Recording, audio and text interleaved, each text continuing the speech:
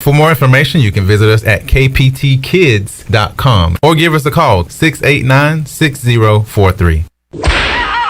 At Tiebreakers, we pride ourselves on serving big, juicy wings. I'm talking big and juicy.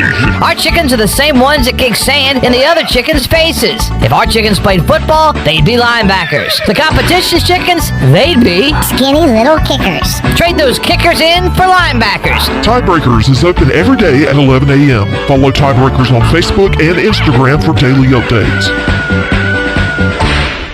Hi, I'm Annalie Newhoff. And I'm Rob Campbell. And we are with CopyPro. We have been locally owned and operated here in Eastern North Carolina for almost 50 years. CopyPro is the leader in office technology. Does your business struggle with keeping printing costs low or producing professional documents? Here at CopyPro, total customer satisfaction is our number one priority. We have a variety of solutions to help reduce your printing expenses and make your business more productive. Call us today at 1-800-682-6558 or online at copypro.net. CopyPro, we are the professional office systems people. Guess what, Greenville? Calzones are back. Community Calzone is the only restaurant in town specializing in calzones. Choose from over 50 different calzones, or you design your own with unlimited options, including vegetarian. Community Calzone also features wings, huge salads, and more. Plus, they deliver to almost everywhere in Pitt County. Located on Greenville Boulevard next to Ashley Furniture Warehouse, they're open for lunch, dinner, and late night for dine-in, pickup, or delivery. It's Community Calzone. The convenience of Pitt Greenville Airport is waiting just outside your front door. Service is back, so you're connected to destinations worldwide through flights from American Airlines. Plan your next trip. Book your flights today at flypgv.com or aa.com. Ready to travel and take a trip? American Airlines has recently added more flights in and out of PGV. Book today and enjoy the friendly convenience of flying from your local airport. American Airlines, now with more flights available at PGV. Book today at aa.com. PGV, where the pirates fly. Hey Pirate Nation, it's Regional Baseball Weekend in Greenville, and Pirate Radio has a special free Birdhouse t-shirt to give away to you. This Friday at 9 a.m., Pirate Radio will be at UBE giving away Birdhouse t-shirts while supplies last. It'll be first come, first serve, and only one per person. Get your Regional Weekend started at UBE this Friday at 9 a.m. and pick up a new Birdhouse t-shirt for free from the voice of the Pirate Nation. Go Pirates! This is Pirate Radio, WGHB Farmville, 1250 and 92.7 FM Greenville, WDLX Washington, 930 and 104.1 FM Washington. The following is an exclusive presentation of Pirate Radio, the voice of the Pirate Nation. Welcome to Pirate Radio Live.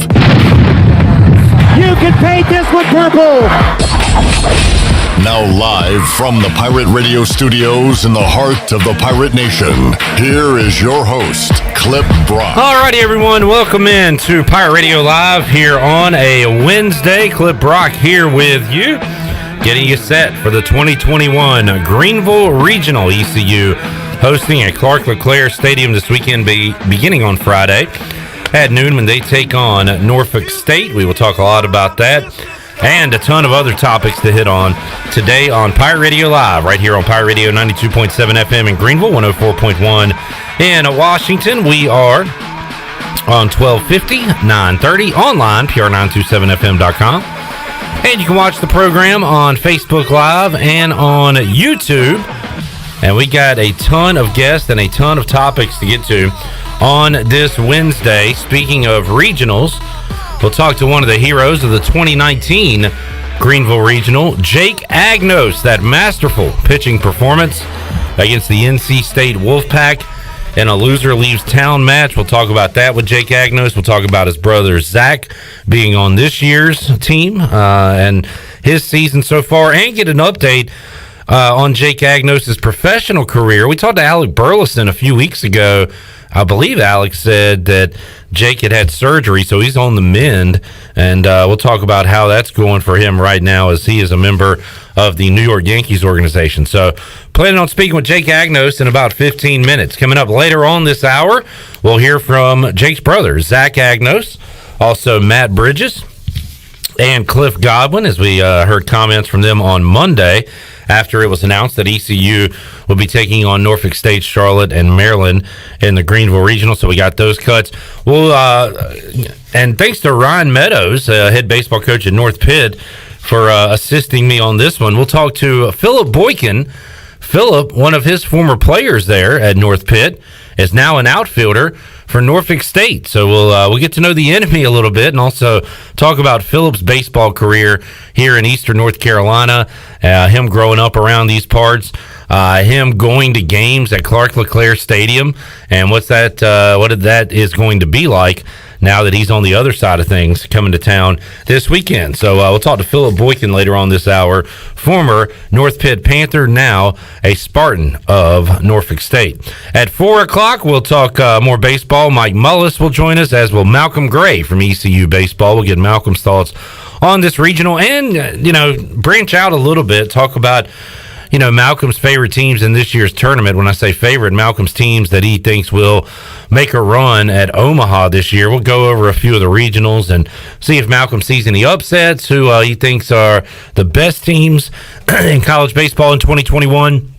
And, of course, get his thoughts on the Pirates as well. The voice, Jeff Charles, will join us coming up in the 4 o'clock hour. We'll talk to the voice about the news of the day. We'll talk about it in a moment. But Mike Krzyzewski announcing that he will have his final year of coaching coming up in 2021-22 and then step down as head coach of the Duke Blue Devils. A lot of basketball news to discuss with Jeff Charles. We'll talk some baseball and wrestling as well with the voice coming up in the 4 o'clock hour. In the 5 o'clock hour, we'll be joined by David Glenn and DG, Mr. ACC. Will give his thoughts on Coach K deciding to step down after this season. We'll talk briefly to DG about that. Bryce Williams is going to join us in the Pirate Radio studios as well, and we will have a giveaway. We'll open up the Pirate Radio booty bag coming up in hour 3 of today's show. I feel like I've already done a show. It's been a really busy day, and Coach K adds to the news and adds a guest to our show. When that announcement came out a couple hours ago, if you missed it, Mike Krzyzewski will retire after the upcoming season.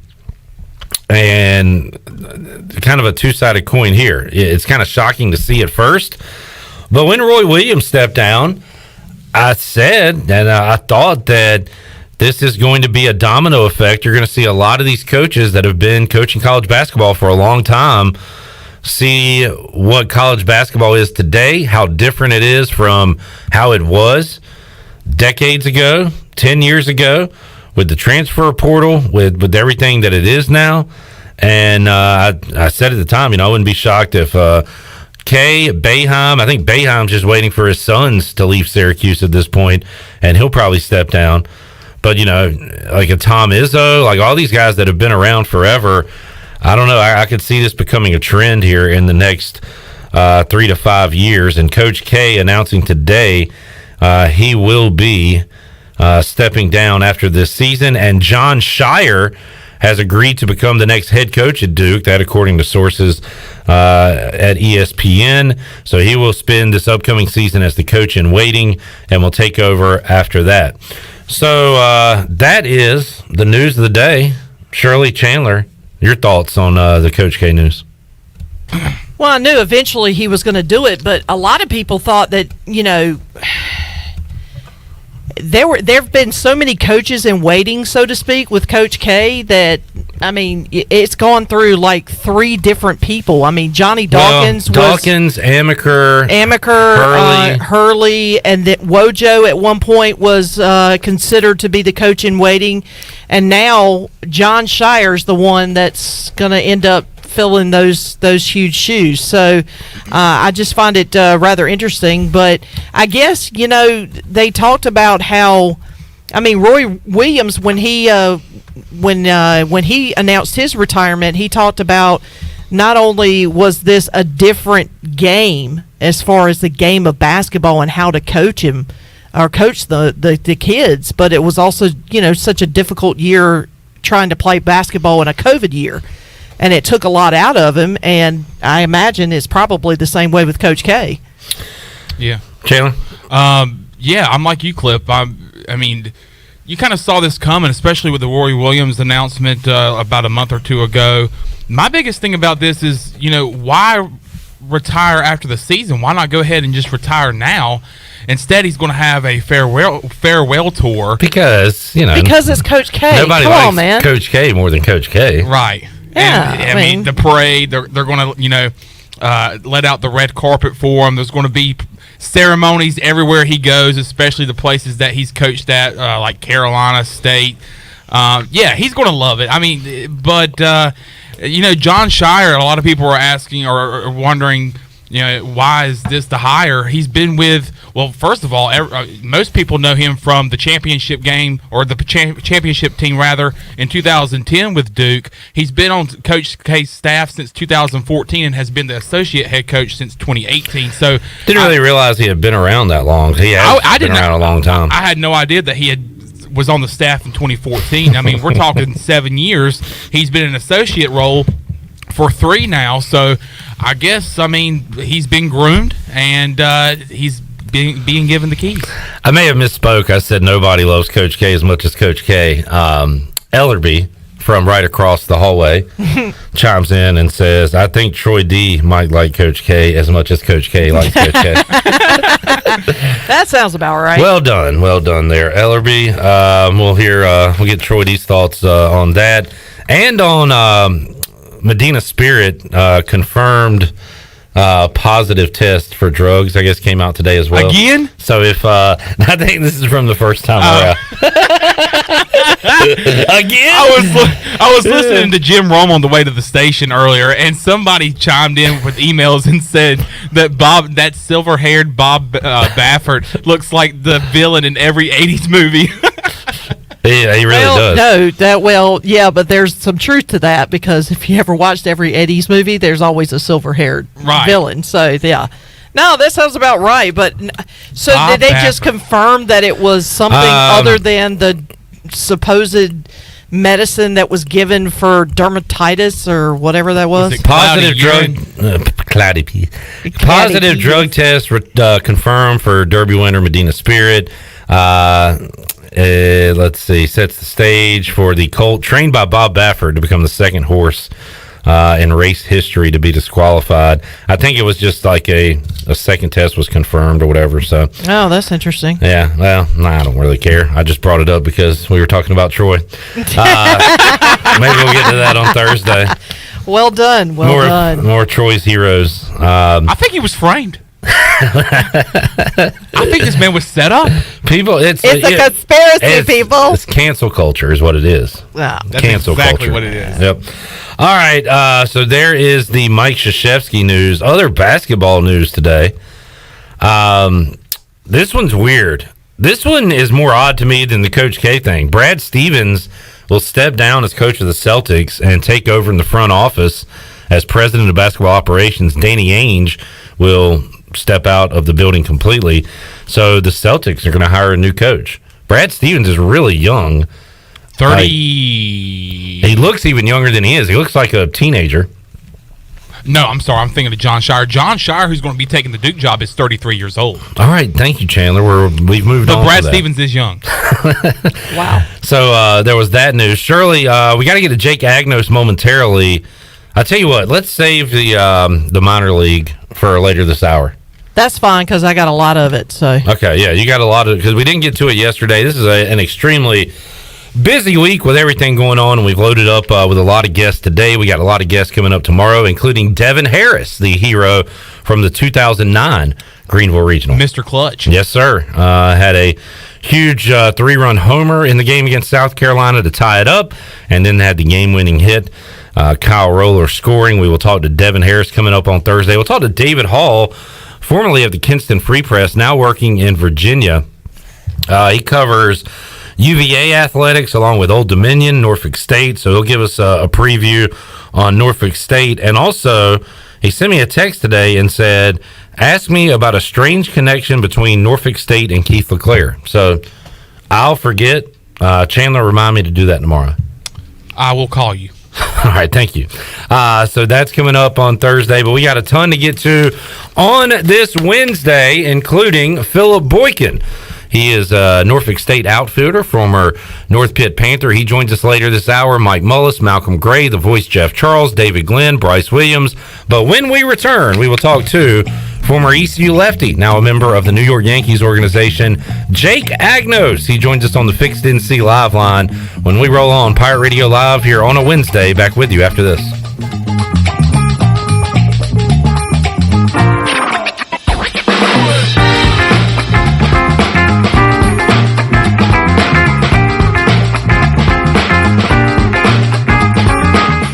Hey Pirate fans, this is Cliff Godwin. Summer is here and I want to invite your son to attend Cliff Godwin Youth Camps. We will offer 3 sessions the weeks of June 28th, July 12th, and July 26th. All camps will be held at Clark LeClaire Stadium and campers will get baseball instruction from members of the 2021 ECU baseball team. Campers will also play games and each camp ends with our famous Pirate Slip and Slide. Full day and half day sessions are offered. For more information, visit cliffgodwinbaseballcamp.com. See you there. Go Pirates. White Claw Hard Seltzer, a wave of refreshment. Crafted using our unique Brew Pure process. Made pure. Nothing tastes like White Claw Hard Seltzer.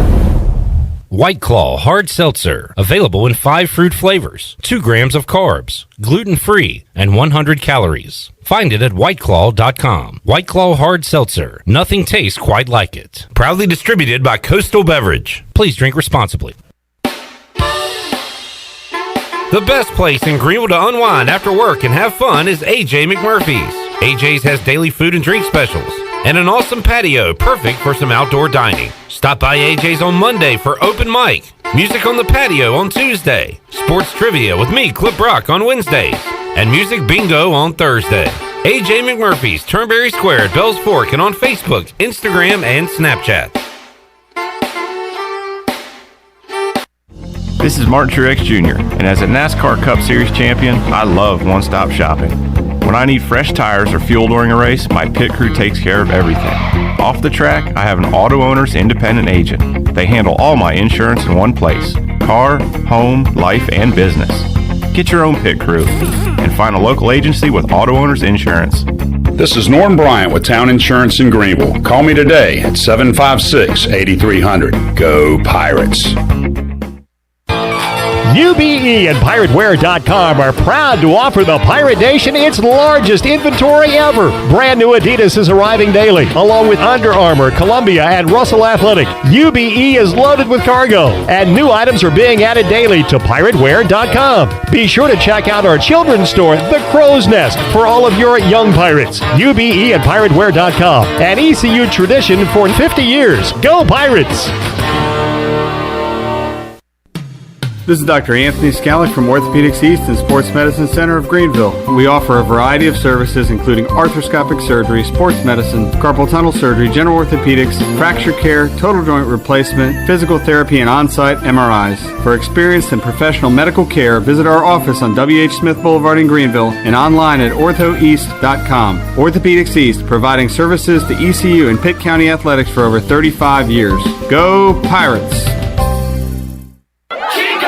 Chico's Mexican Restaurant is the home of the best margaritas. Grab your amigos and head to Chico's every Tuesday for the Gulp of Mexico, a huge 46-ounce lime margarita for only $6.99. On Thursdays, relax and enjoy half-price pitchers of Chico's house margaritas. Choose from lime, strawberry, blood orange, raspberry, or peach. For Mexican food and fun, it's got to be Chico's in downtown Greenville, and now available through DoorDash, featuring a half-gallon of the famous margarita mix to go for only $9.99. Chico's, where the fiesta never ends.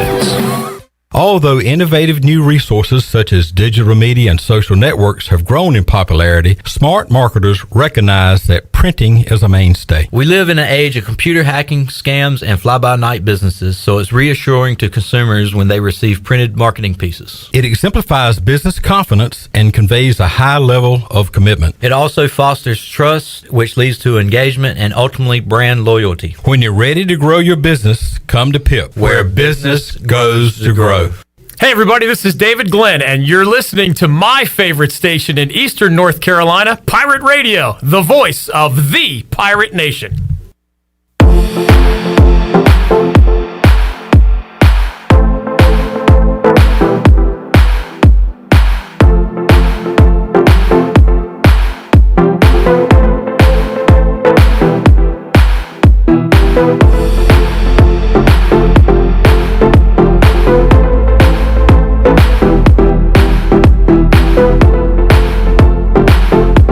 listening to Hour 1 of Pirate Radio Live. Do you need custom t-shirts, apparel, or promotional items for your business, organization, or event? Keep it local. Print it local with University Sportswear. Contact them today at universitysportswearenc.com. Now, back to the show. Welcome back. The best place in Greenville to unwind after work and have fun is AJ McMurphy's. AJ's has daily food and drink specials and an awesome patio.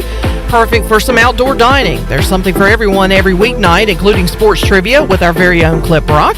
AJ's has live music every Friday and Saturday with no cover charge, and brunch every Sunday. Make today an AJ's Day. Now let's head back in to Pirate Radio Live. Here is your host, Clip Rock. All right, Shirley, we're going to have a fun night tonight. 8 o'clock, sports trivia out at AJ's. Come on out, eat some great food, have some great Pirate beverages, and enjoy the show. We'll be watching playoff hoops, playoff hockey, Major League Baseball, and playing sports trivia tonight at 8 o'clock.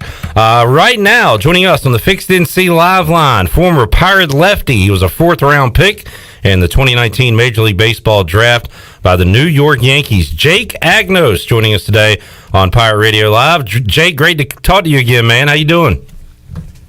Clip, what's up, my man? How you doing? I'm fantastic. Looking forward to a big weekend here in Greenville, Jake, and we'll talk about the upcoming regional that your brother will be a part of. We'll talk about the 2019 regional that you had that amazing effort against NC State. But first, Alec Burleson joined us a few weeks ago, Jake, and I believe he said you are on the mend right now, banged up. So give us an update on what's going on in your world currently. Yeah, so I went back to spring training in early April. Was throwing great, made a lot of strides over the quarantine, and it seemed like the Yankees were really pleased with how I was progressing. I got the fastball velo. I was sitting like 94, 96, feeling good, body moving great. Just had a little thing in my elbow and just kind of got progressive. And after my third outing, we just wanted to get it checked out. And turned out it was pretty beat up. I guess some innings in college might have taken a little bit of a toll, but hey, it's the game of baseball. It's the price you pay. So May 5th, I had Tommy John surgery as well as a little bone spur removal in the back. And tell you what, I feel like I got 8 innings in me for this regional if needed. Well, so you had the surgery in May, Jake. So, how long are you going to be on the shelf? I guess, when are you going to be able to throw again? Is that still kind of a ways away, or, what does that timetable look like for you? Yeah, so the Tommy John protocol is pretty, universal. It's looking like it's going to be anywhere from 12 to 14 months for the full recovery. But so I went through Dr. Meister up in Dallas, who was phenomenal. I mean, everything, all my worries, all my questions he answered. So the only thing he does a little bit differently is he's no throw for 6 months. You'll see some surgeons have like 4.5. So it's 6 months of not picking up a baseball, which will probably drive me crazy. But I'll be good right around hopefully the All-Star break of next year. But it's definitely tough timing just with missing last year and all that. Yeah. The one thing this surgery has shown me and all that is I do think everything happens for a reason. I was able to go back and show the Yankees the work I put in, and so I know there's a lot of people excited. I'm excited to have this full year to kind of start from the ground up, and I'm back in West Palm rehabbing, so I got a great team back here working with me, so I've been enjoying it. I miss the guys and the camaraderie of baseball, but I really do enjoy, truly feeling like I'm getting better every day without any limitations. Jake Agnos joining us, and Jake, this is easy for me to say. I've never had Tommy John surgery, but I guess the stigma of it is like it's almost a good thing. Guys come back even stronger from it. At least that has happened in the past with a lot of these pitchers out there. So I'm sure you've done your research. You've talked to a lot of people, and I'm sure you're optimistic about a full recovery and then maybe even coming back stronger than before. Yeah, I mean, I definitely know that Tommy John is becoming more and more common. Yeah. As tough as it is, you do see a lot of guys come back stronger, which is due to the rehab process, and it really forces you to kind of, I call them like the not so sexy things like working on some shoulder stuff or some hip mobility, just like kind of like the basic stuff that 99% of guys just kind of overlook. So when you're in a brace and limited, you really just try to do everything you can. So I found myself enjoying those things that you might push aside so I could go lift or go run or do some of the more important things. But that's what you see is these guys, they don't have much to do, so they'll do anything, and you get, flexible in the right places, strong in the right places. So that's, really what it came down to was me wanting to put myself in the best situation. So that's why with COVID not being able to rehab with the Yankees, I decided to come back down to West Palm where I was familiar. The physical therapist, Eric Schoenberg, down here is phenomenal.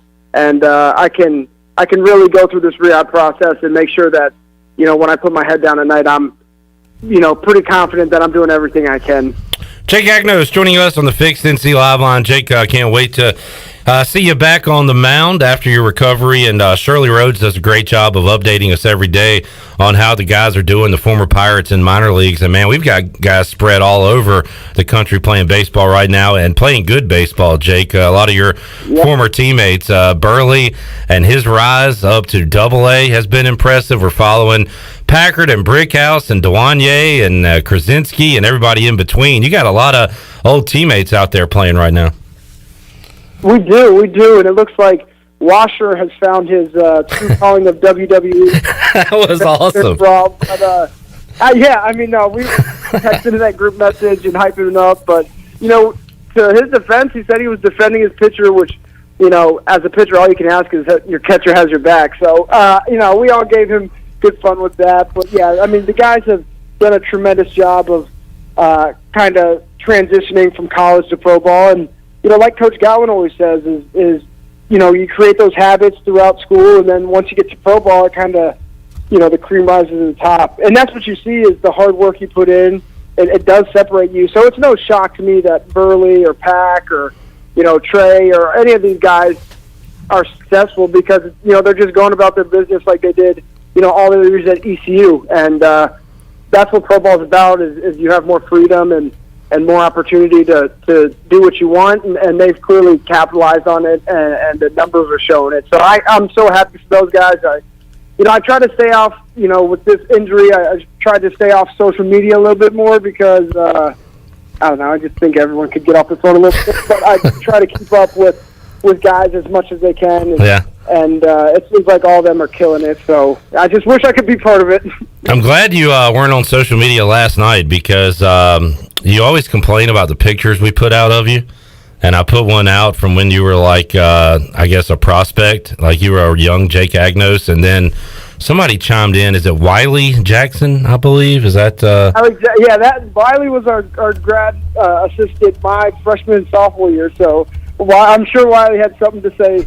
He had some interesting Jake Agnos pictures that he put. So we were having a little fun at your expense last night, Jake. So don't look at social media for another week or two.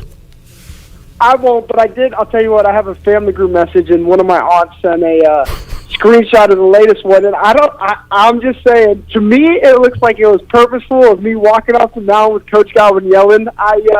I think that's alluding back to the UConn game. That's just my first impression. Jake, you mentioned Washer. The season's not even a month old, and he's already pitched a scoreless inning and started a brawl. I mean, that's a hell of a career right there. He's done it all in a month. Yeah, and you know what the worst thing is now Washer's got the credibility to say, oh, pitching's so easy. He really has. He's had an eventful spring, but it's good to know that if catching doesn't work out, he has a place on the mound or with Randy Orton. So he'll be fine whatever he's doing. Future WWE superstar Jake Washer. Jake, how about, speaking of pitching, your brother picking up a save late in the season for the Pirates? We saw Zach Agnos on the mound for the first time, I think, since March, just last week. And I asked him about it on Monday, and he said it was fun. He said he told Cliff that if he needed him, he'd get on the mound and do whatever he has to do. And how proud were you of seeing that? And also, how much did you critique him after his pitching performance? Yeah, I remember. I was So I went to the USF game, the last 2 games, and You picked some bad games to go to, Jake. I know. Coach Godwin, I saw him after the first game, and he was like, if we lose tomorrow, you're not coming back. And they lost again, so that was pretty uncomfortable. And then I sent him a text, him and Coach Palumbo a text before the first game of the conference tournament, and they lost that. So I think I'm not in good luck with the Pirates this year, so I'm just going to keep my mouth shut. But with that game, of course, I was watching, and I don't know. I guess my heart, my stomach dropped when I saw him kind of grab his pitcher's mitt and start warming up. But listen, I thought it was a great outing. I think the umpire did squeeze him a bit. Mm-hmm. So just his ability to kind of pitch through that, because it was very easy for him to kind of clam up and allow that to get in his head. So the way he overcame that was phenomenal, and I think he did a great job of really eating some innings. I think they were up like 3 or 4 there. So still a game where a win is for the other team is attainable. So him being able to close the door, I think he pitched 2 innings or 1 point something. Just being able to eat those innings up is huge for the bullpen. So I was super proud of him. I mean, for not pitching since like the first or second week of the season, he looked great. And then I'm glad that 33 ERA kind of ticked down a little bit. Zach started slow, Jake. Finished the season at 275 entering this weekend, which is really great compared to where he was. He's second on the team in doubles with 14, but the most impressive stat, how about 41 walks from Zach Agnos this year? Shows his plate discipline there. And really, like I said, the second half of the year, Jake, and I don't know if it was a confidence thing, if he started seeing it different, if he changed anything, but he really played well and got better as the season went along. That's the sign of a good ball player.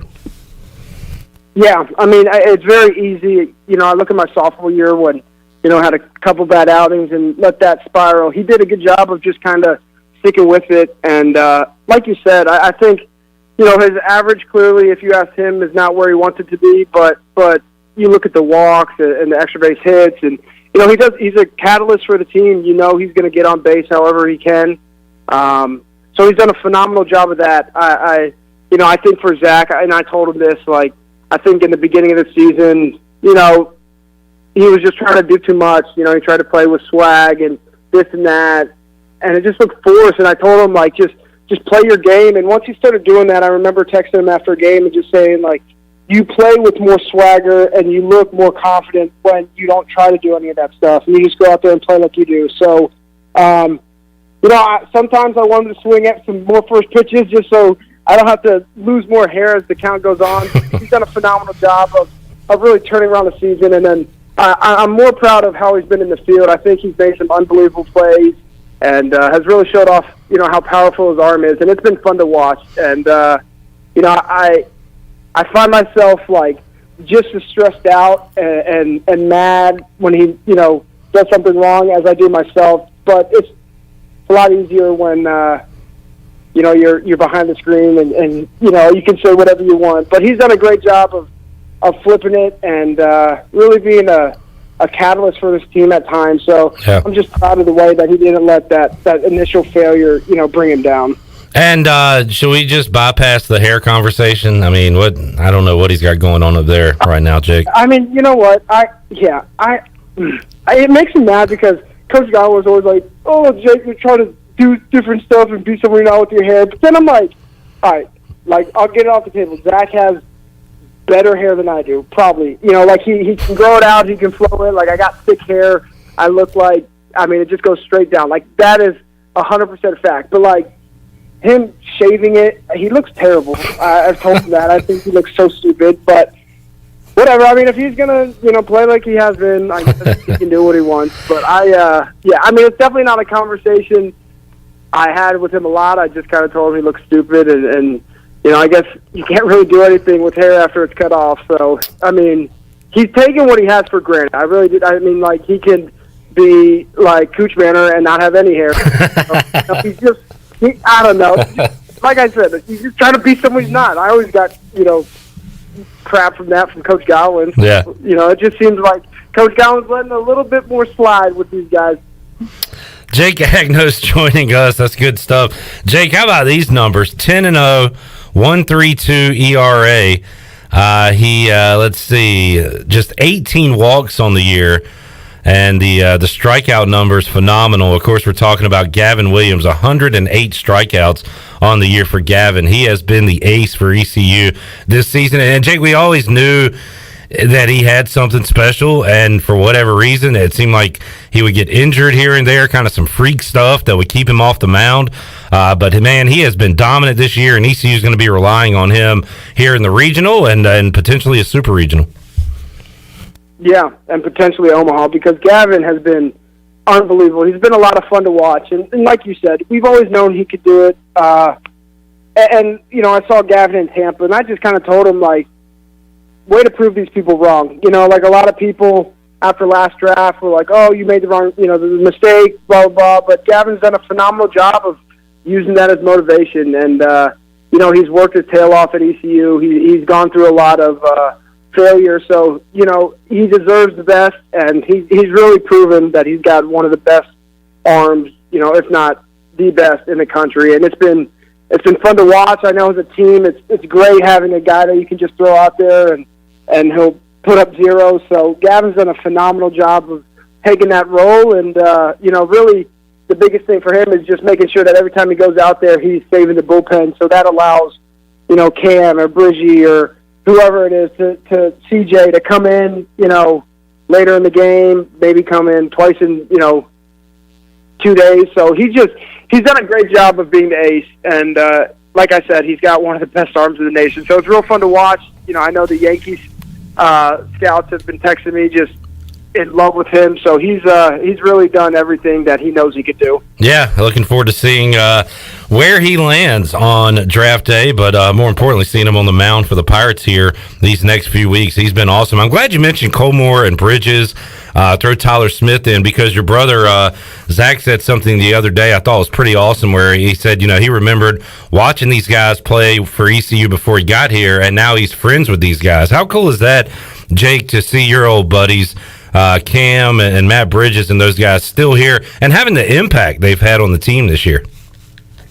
Yeah, I mean, they've done a phenomenal job of just kind of having the approach like, you know what, it's our 6th year, we're gonna show it. And no, it's awesome. Zach loves those guys and talks about them all the time. He thinks they're so funny, and I got a feeling they might like Zach better than me, so I think I got a problem with that. But no, they've done, you know, it's crazy that, you know, I look back to like the Texas Tech Regional. I remember seeing Bridgie pitch and Cam pitch, and then now they're playing with Zach. And then Tyler Smith was my first roommate on my official visit when I was a senior. So it's, you know, it's really awesome seeing Zach have some of the same mutual friends, those lifelong buddies. So then once we're all out of ECU, we can all, you know, come back and enjoy it. And that was the biggest thing with Zach was go to a place that he's going to have the best friends for the rest of his life. And the guys are awesome. Bridgie, Cam, Smitty, all those older guys have done a phenomenal job of being senior leaders and helping these young guys. And it shows, you know, like Coach Godwin can put whoever in and they're going to be successful just because of the leadership on that team. So it's awesome seeing it. I miss it all the time. You know, I love kind of living through Zach with those guys because it's just not the same once you're out, but you enjoy the really great teammates that you have at ECU. Jake, let's relive one of your best games as a Pirate, and you saved it for last. It wasn't your best game, but it was a dominant performance against NC State at the Greenville Regional. Loser leaves town match, you know, loser goes home, and you come out and just have a fantastic performance that night, or that early day, I should say, going 8 innings, allowing 2 runs on 4 hits. You struck out 9, and it was one of those, Jake, where you knew that it was your last scheduled game at Clark LeClaire. That if it worked out and Louisville would have lost, you guys could have hosted a super regional, but you kind of knew it was your last home game. It was against a rival. You had to win it, and somehow you took all that pressure and just tossed the gym out there that day. Well, what are your memories from that day, Jake? Yeah, I mean, I remember it being hot that day, especially with I forget what time the game was at, maybe noon or... Yeah, it was early, yeah. I mean, it was early and it was hot, and I always wore that dugout jacket to warm up just because, it made me feel even more warm. And I remember contemplating taking it off during warm-ups. But, the one thing I really do remember is when, I always started my outing with kind of running a poles, like, just one pole there and back. That's kind of my first thing I did. And I looked up and I just saw, Pirate faithful out there hanging over the fence. And it really was like, you know what? These people have hung with us this whole season, and I owe it to them to put my best foot forward. And really, that game was incredible offensively. Burley made some incredible catches defensively. I was just lucky to be a part of it, and it was funny. I think back to the 8th inning coming out after that, and having a recent memory of being kicked off the mound. I knew that anytime Coach Godwin told me I was done, I was going to say yeah, and he looked at me. He's like, "You got one more?" And I was like, "Hey, who's this guy?" I went out there. Unfortunately, gave up a nuke first pitch. A nuke. But you know what? That was a nuke. Yeah, but you know what I mean? Like, it was incredible being able to walk off that field one last time with the fans cheering, and Coach Godwin's college roommate Garrett Blackwelder actually sent me the video he took of me walking out, and I watch it all the time. I remember them playing my pitching song like a little bit before, and just saying, you know what, like, this isn't my last time. I'm not going out with a loss. So it was that's got to be my favorite game, of my career at ECU. It was so special. The atmosphere was incredible. The offense was incredible. It really, after that game, we knew we won that regional. Jake, correct me if I'm wrong. I think I remember 2 songs maybe you had. Did you have Centerfold and Money for Nothing? Did I get that right? Yeah, no, you did. Centerfold, you know what? So I was talking to my PT today about it, because Money for Nothing's got this long intro. Like, the original song's got like a minute and a half intro where it's just like some weird guitar. And every year before the season starts, they ask us to turn in our pitching songs with the time it starts. And so I put Money for Nothing, like a minute 15, whatever it is. And I get up on the mound against, I don't know who it was, West maybe, and it started from the beginning. And I was like, you got to be kidding me. So I remember, like, digging in the mound, kind of using the rosin 3 or 4 times. Coach Guy was probably like, what the hell is this guy doing? So I was trying to at least push the song back so I could, at least get to the good. Get to the good part. Yeah. I'm telling you, that was the longest minute and a half I've ever experienced. But I do like the drum build up in it though at the beginning. I really like that. So yeah, me too. But that's still like 56 seconds. Yeah. Okay. BSing around for like a minute. Like, I kicked more dirt in that 30 seconds than I did in the whole life. And then my junior year, I went with Centerfold. I just wanted to do a song. Like, I feel like I was always doing songs that are like intense. I just wanted to switch it up and a song that I enjoyed. I grew up listening to, and it's crazy because every time it comes on my phone in the car, it just, like, my stomach drops. Like, I could just get that feeling of like stepping on the mound. So I loved it. I had a couple songs lined up this year, but unfortunately, I wasn't able to release any of them. Yeah, we'll save those for 2022. Jake Agnos joining us on the Fixed NC Live line. Jake, we'll let you run, man. It's great to catch up with you. I was going to say I wish I would see you at Clark LeClaire this weekend, but your record being at games isn't so great. So stay away, Jake, and watch it on TV or something. Hey, I'll be down in Florida. I'll be watching. I'll be yelling at the TV and cheering, but. Listen, I wish I could be there seeing everyone. It really is a special place, and I'm so excited for these guys that have never experienced a full Clark LeClaire. I just think it's such a special place, and it's going to be bumping. And I sound like Coach Godwin right now, but I'm getting chills right now because it's such a fun atmosphere. I don't know. ECU's got a pretty good track record of having some bad weather on the regional. So let's hope all that stays away and the guys are able to play and win a lot and win that thing just for the fans that all come out. Very well said. It's going to be awesome to have the fans back this weekend for some really fun baseball at Clark LeClaire. Jake, you're the best, man. Thanks for joining us today. We'll keep in touch. Hope the rehab and you get healthy. Hope all that goes well for you, man, too. And we'll talk to you down the road. Clip, everyone, thanks for listening. And I miss and love you guys. And hey, whenever you're free, I'll be free for the next year. So you give me a call. Jake will have a lot of time to talk to us, unfortunately. We'll talk to you again soon, buddy. There's Jake Agnos joining us today on the Fixed NC Live line. Man, he is really fun to talk to, one of the best, and was a great pitcher here, great personality. He referenced his run-in on the mound with Cliff Godwin, where he was trying to finish a complete game, and Godwin thought his pitch count got up too high, and they had a little argument on the mound. And I was at a Hurricanes playoff game that night, and I remember I was with Justin Bear from ECU Marketing, and we were kind of checking our phones, looking at, Jake was so close to a complete game. We were like, well, why did Godwin take him out? What's going on? And we then come to find out that they had some words, and it was, it turned into a funny moment. We've talked to Cliff Godwin and Jake Agnos about it since then. And he threw that game we were talking about against NC State, 127 pitches on that hot day at Clark LeClaire. He was not going to let the Pirates lose to NC State that day in the Greenville Regional. And looking forward to some more fun baseball coming up this weekend. Let's take a time out. We'll come back. We'll wrap up hour number one. Earlier today, I had a chance to talk to Phillip Boykin. Oh, boy. We had an ugly collision in left field in the Cubs-Dodgers game just now. Oh, Shirley. They're both down, holding their heads. Phillip Boykin is an outfielder for the Norfolk State Spartans. That is my biggest fear as an outfielder. Yeah, two players right now, one infielder and a left fielder from the Padres, are on the ground, both holding their heads. This is not pretty. Phillip Boykin will join us. He is a former North Pitt Panther and a current Norfolk State Spartan. We'll catch up with him when we return on Pirate Radio Live after this.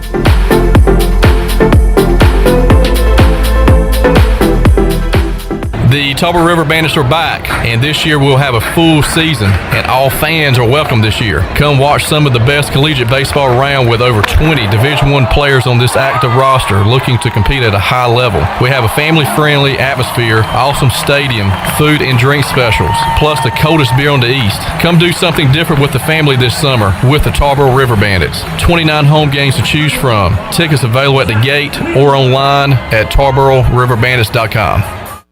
Do you find yourself hungry, but looking for some new and different options? Then the Bodega Market Cafe in Uptown Greenville is for you. They offer a full-service menu featuring breakfast, lunch, and dinner, also with a variety of unique vegan selections.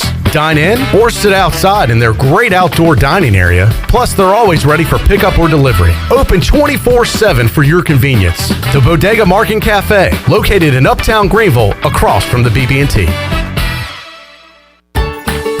The icy treat that can't be beat is Sparky Snowballs. From big kids to little kids, Sparky Snowballs has been making smiles happen for over 20 years. If you're not in the mood to chill out with a snowball, Sparky's funnel cakes and fried Oreos are a perfect Sparky-licious treat every time. Look for Sparky Snowballs location at the Food Truck Rodeo on the corner of Evans Street and Fire Tower Road, and remember to follow Sparky's on Facebook or visit SparkySnowballs.com. The whole family's home. It's almost time to eat again, but you don't feel like cooking again. So close the microwave, put away that box of instant whatever, drop your spatula, pick up the phone, and get a Big Bow box delivered with 8 pieces of legendary fried chicken, fluffy buttermilk biscuits, fixins, and tea.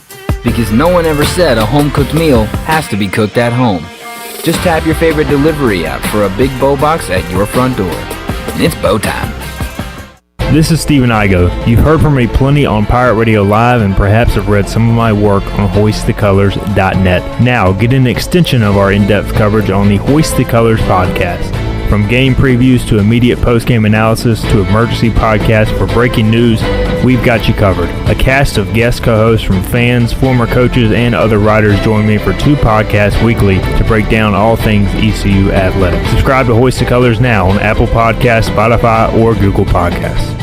In studio with Dr. Shondell Jones from Kinetic Physical Therapy. Dr. Jones, you guys are expanding and growing. Yeah, we sure are. One of the things that a lot of people don't know is that we actually have a pediatric practice as well. It's called Kinetic Pediatric Therapy. We've got speech, physical, and occupational therapy there just for kids. If you're concerned about your child's development or just want to make sure they're on track, you can bring them in for a screen. If they need evaluation, we're able to do that and help them continue to develop. For more information, you can visit us at kptkids.com or give us a call, 689-6043. Hey, Pirate Nation, Big Ed Watkins here from Ed Watkins Marine. You use the internet to shop for clothes to cars, so why not use it to shop for boats? Get your best price now at Ed Watkins Marine. We are located in Lake Norman, but we will deliver anywhere in North Carolina, from offshore center consoles and bass boats to just cruising or fishing the lakes of the intercoastal waterways. We have something for everyone. Go online now at Ed Watkins Marine and see our selection. Stick with a pirate and shop Ed Watkins Marine for all your next boats. Hey, Pirate Nation, Troy D here, excited about the NCAA Regional Baseball Weekend in Greenville. And Pirate Radio has a special gift for you. Stop by UBE beginning this Friday at 9 a.m. and get your free shirt while supplies last. It's first come, first serve, and only one shirt per person. Get your regional weekend started right at UBE this Friday at 9 a.m. and pick up your brand new Birdhouse Pirate Radio t-shirt for free, exclusively from Pirate Radio, the voice of the Pirate Nation. And go Pirates!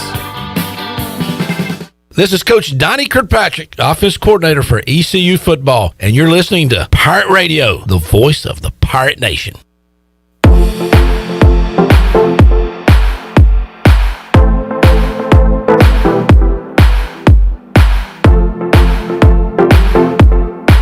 You're listening to Hour 1 of Pirate Radio Live. Do you need custom t-shirts, apparel, or promotional items for your business, organization, or event? Keep it local. Print it local with University Sportswear. Contact them today at universitysportswearenc.com. Now, back to the show. Welcome back. Have you got damage? Damage from wood rot? Fixed. Damage from smoke or fire? Fixed.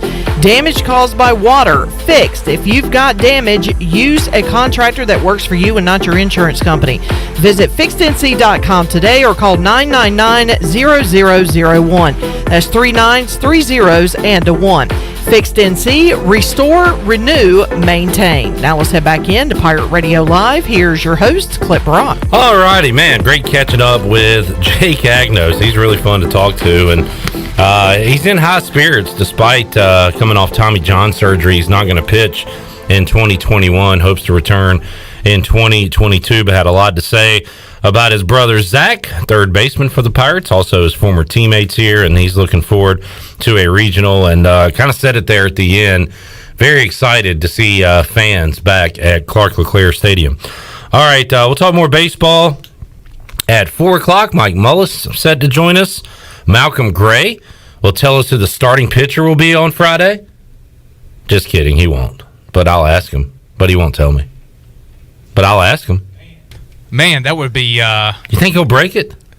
Have the breaking news bed ready, Shirley. No way he does. I don't think we're actually... but I don't know. he'll say, like, every pitcher on the staff. Yeah. But it could be Smitty. It could be Williams. Could be Gavin. Could be Carson. It could be Gav. It could be Gavin, or it could be Coop. Could be Garrett. It could be Cooch. Could be Cooch. Could be Bridgie. But I don't know. Could be Agnos. I mean, I'm just a sports information director. I don't know. Could it be Norby? What if Connor Norby gets the ball? Leading off and pitching. That would be badass. On Friday. Give me the ball, Coach. I want the ball. All right, so they're set to join us. Jeff Charles going to join us next hour. David Glenn will join us in hour 3 along with Big Bryce Williams. Right now, Shirley, let's head out to the Fixed NC Live line and talk to a former North Pitt Panther. He is now an outfielder for the Norfolk State Spartans, and he'll be at Clark LeClaire Stadium coming up this weekend. He is Phillip Boykin, who joins us now. Phillip, thanks for your time. How you doing? I'm doing good. How you? Hey, doing fantastic, man. We appreciate you joining us here on the show. I talked to your old high school coach, Ryan Meadows, and thanks to Coach Meadows for helping facilitate this interview. And Phillip, for people that don't know your name, that's why we're having you on today, kind of reuniting, if you will, coming back here to Eastern North Carolina as the Spartans will take on the Pirates coming up on Friday. Phillip, let's kind of talk about you first. And did you grow up here in this area? Were you born and raised in Eastern North Carolina? Yes, sir. I'm born and raised in Greenville, North Carolina. And you go on to play ball at North Pitt. Talk about your high school career there, playing for Coach Meadows and with the Panthers. It was a good 4 years. I played varsity all 4 years and played for Coach Meadows, and it was a good experience. I played a high level baseball right there. So good competition, and then I went on to play Pitt County Legion for a couple years, Coach 39. And then on to Lewisburg College, where I played 2 years. Had a great short career there at Lewisburg. 11 home runs, drove in 37 in 2019. So you had a lot of success there. And folks around here know that's high level baseball there at Lewisburg College. Yeah, it's tough. Region X, it gets tough, especially playing in South Carolina in the heat. You know what I'm saying? It takes the dog. So. And then, Phillip, you move on to Norfolk State, and congratulations to you guys on a great season and a run here at an NCAA regional, and you get to come back to Clark LeClair Stadium. Phillip, have you attended any games at Clark LeClair? Did you go to any games growing up? Yeah, I was there all the time. It was always a good atmosphere playing there. Not playing there, but watching the games there and all. So I already know what to expect. Have you told your fellow outfielders, Phillip, about the jungle and all the talking that's going to be going on out there? Oh, yeah, of course. I had to let them know. I gave them a heads up. But I don't know, man. The jungle is the jungle. So. Phillip, I see you had 12 stolen bases when you were first team All-Region X, and I hear that is a big-time deal for Norfolk State this year, running the bases, stealing bases. You guys are really adept at that. Is that what else would you say is the strength of this Norfolk State team that we'll see coming up on Friday? Mostly stealing bases. Yeah, we like to get on the base pass and move around strategically. If we see something, we like to run with it. But other than that, just our cohesiveness. We just stick together. Don't play our game plan. That's all. Other than that, we're just gonna be a regular baseball game. Another day at the ballpark.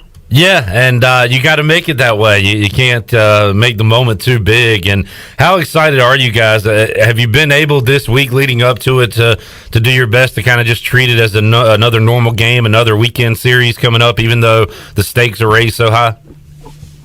Yeah, the stakes are higher, but we just prepare the same way we've been preparing all year. So, just fine-tuning. That's all you can do it this late in the season.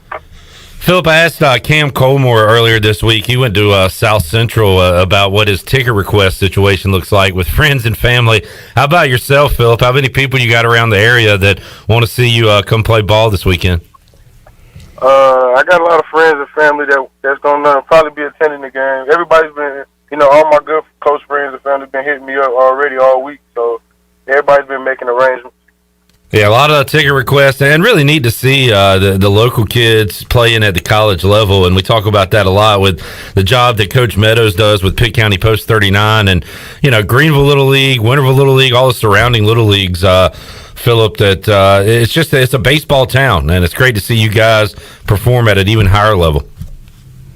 Yeah, I really think, like, the guys that I played in my last years of Greenville Little Leagues with, we all kind of, like, we took what we had and ran with it, and just kept it going. We still work out together now, so it's cool. It's real cool. That is awesome that you still have that bond. I know a lot of folks tuning in have kids, are coaching, have some affiliation with Greenville Little League. Who did you play for back in the day, Phillip? I played for North Care. Okay, all right. Good deal. And Phillip Boykin joining us. He's a Greenville kid. He went to North Pitt High School and to Lewisburg College, now a part of the Green and Gold at Norfolk State. And how about winning a conference championship, Phillip, putting together a string of games like that and being able to advance to the NCAA tournament? Well, what's that feeling like? What was that feeling like for you guys? Well, every year when you set out for a season, you know, that's the goal is to be a champion in some way. So, you know, just to follow through with that, it's amazing. You know, it feels good. It's a rush. You know, just being out there and competing, and then, you know, having something on the line to play for like that. And you guys were able to do it, staying in the winners bracket, 3-0 in the MEAC Baseball Championships, knocking off North Carolina Central in a couple of games to win it, and move on to face East Carolina coming up beginning Friday at noon. Maryland and Charlotte also a part of that regional coming up this weekend. Phillip, how much are you guys talking ECU right now, and also how much are you looking at the other teams, Maryland and Charlotte, some other opponents you might see? Well, you know, coming into it, you're gonna peek at everybody. So we know what everybody's coming with. We know how it's gonna be a great baseball atmosphere. We're gonna have to play hard. So we already know that, and it's for everybody. When you get to this level, everybody's good. So. Yeah, and it's going to be a whole lot of fun. Phillip Boykin joining us. Phillip, you want to stick with baseball here once you're done with school at Norfolk State? Are you going to try to stay in the game, or do you have other aspirations for when you get out of college there? God willing, I want to keep playing the game. That's always the goal every year. You know what I'm saying? You want to keep playing after school. But, you know what I'm saying, I'm getting a good education, so I will have a degree, and I'll be able to do, you know, other things as well. But as long as I can play the game, the Lord let me play the game, I want to play the game. Phillip, who are your favorite players, all-time and current active players? Who do you like to watch to maybe model your game after a little bit? Ronald Acuna with the Braves. Yeah, good call. Baez, Javi Baez. I like the throwbacks. I look at a lot of Cano. Really smooth swing. Yeah. You know, I swoop on the other side. Still a very smooth swing. You know, just guys like that. High energy guys. Yeah, big Braves fan, big Acuna fan here, and like those other guys as well. Phillip Boykin joining us. Phillip, final thoughts on coming to Greenville, man. It's awesome that you get to come back here and play in Clark LeClaire Stadium. How excited are you for this weekend? Man, I'm very excited. I'm like the kid in the candy store. Just to go back and play where, you know, I grew up playing the game, where I got that first love, and a lot of people that I know from back then are still able to watch me play. It'll be great. Phillip, thanks so much for joining us, man. Good luck this weekend, and we'll see you at Clark LeClaire Stadium, and hopefully talk to you again down the road. Appreciate your time today, man. No, thank you for having me. Phillip Boykin joining us, and man, seems like a good kid, and Mike Mullis, who will be on with us at 4 o'clock when I officially introduced him, said he was a heck of a ball player, too. He remembers Phillip playing ball around here, North Pitt, post 39, and now an outfielder for the Norfolk State Spartans. Let's get a break in. We'll come back. Hour 2 of Pirate Radio Live. We'll talk some baseball with Mully, Malcolm Gray, and visit with the voice, Jeff Charles. It's all ahead in Hour 2 of Pirate Radio Live on a Wednesday. Back with you after this.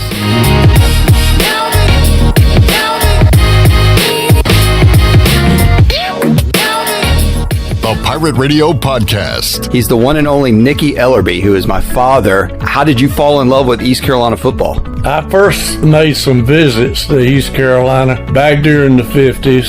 I think it was 1956. I went to a game, homecoming. I was really taken in by homecoming. Everything, it wasn't so much about the football game. It was all social. Then. Listen to every Pirate Radio podcast now by visiting our podcast channel and subscribing in Apple iTunes or SoundCloud. The Pirate Radio Podcast is powered by White Claw Hard Seltzer, proudly distributed by Coastal Beverage. Hey Pirate Nation, this is Gray Williams from the Pitt County Pirate Club, inviting you to join us on Saturday, June 19th for our first annual Cornhole Tournament presented by Miller Lite. There will be 2 divisions to compete in, the advanced and the competitive. Each division will have a doubles and a singles bracket. The total payout for the tournament will be $4,800. Hurry, space is limited. Sign up today by going to Eventbrite and searching Pitt County Pirate Club Cornhole Tournament or finding us on Facebook. Go Pirates! 0% alcohol, 0 grams of sugar, full Budweiser flavor. For all the moments you want a beer and need to stay on your game. Budweiser Zero, 0 alcohol, 0 compromise. In studio today with Dr. Shondell Jones from Kinetic Physical Therapy. Dr. Jones, you guys can help people with any aches or pains. Yep, we sure can. As it's getting warmer, we know more people are outside, wanting to be more active, and we know spring sports are in play as well. And so if you've got a knee or ankle injury, whether it's just a strain or a sprain, we've got specialists there to treat the weekend warrior and the athlete. For more information, visit us online at kptonline.com or call us at 364-2806. At US Cellular, we see our customers as more than just customers. They're neighbors. When you switch to US Cellular, you can get the new Samsung Galaxy S21 5G for free with no hidden requirements. As a neighbor, you deserve it. US Cellular, America's locally grown wireless. Terms apply. See uscellular.com for details. This is Brandon Tate, owner and operator of Atlantic Wireless, an authorized agent for US Cellular since 1997. Visit atlanticwireless.com to find the store near you. We go beyond the call. Hey Pirate fans, it's time to get that yard done right with the new John Deere mower from Quality Equipment. Our premium lawn care lineup is what every homeowner needs this spring. A John Deere will change the way you mow with easy-to-use attachments, effortless steering, and intuitive controls. Right now, save up to $700 on X300, X500, and X700 series mowers. Learn more at QualityEquip.com and get quality done right. Offer ends 10/29/21. Some restrictions apply. See dealer for details. This is Mark Washington with Max Sports Performance at Max Fitness. Our facility has reopened and is following all safety protocols. The best thing you can do to strengthen your immune system is, of course, to work out and exercise on a regular basis. I can assist you as your performance coach. You can also enjoy the benefits of a private facility. Avoid the crowds and work out at Max Fitness. Now is the time to get healthy. Max Fitness, just off Highway 43 in the old Ace Hardware building behind Speedway in Greenville. Call me, Mark Washington, 902-4877. University PC Care has been busier than ever repairing personal PC and Mac computers and iPhones during this pandemic. And we thank you for your support. Now, with everyone streaming and doing work from school and home, you may have discovered that your home Wi-Fi just isn't cutting it. It may be time to upgrade your home network, and University PC Care can help. To make a network assessment appointment and discover upgrade options that fit your home, go to talktowilliam.com or learn more at universitypccare.com. This is Pirate Radio, WGHB Farmville, W224EI Greenville, WDLX Washington, and W281CH Washington.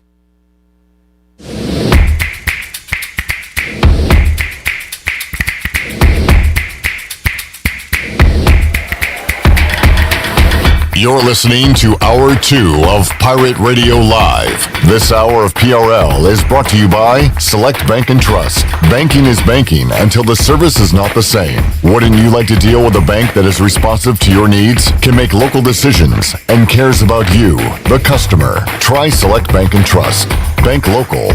Bank select. SelectBank.com. Now, back to the show. Welcome back. The best investment you can make is in yourself. Get educated and make prudent decisions about your financial future. Contact David Dom at Carolina Wealth Management today at 439-1344 for a free consultation. Now let's head back into the show. Here's Clip Brock. Back with you on Pirate Radio Live here on a Wednesday, your 2021 ECU Baseball Super Regional Headquarters. Wow. Spoke too soon there. Car before the horse, right, Mully? I enjoyed it. Take care. I'm going to head out. I'm already putting them in the Super Regional. That was that. Yeah, let's just end this right now. All right, Mully, how you doing? Doing good, man. How are you? Whatever. Malcolm Gray joins us on the Fixed NC Live line. Hello, Malcolm. What's up, guys? How are y'all today? We're doing good. Malcolm, who are the Pirates against Norfolk State on the mound? I've been told it is Carson Wisenhunt. So Carson Wisenhunt will be the starter for Game 1.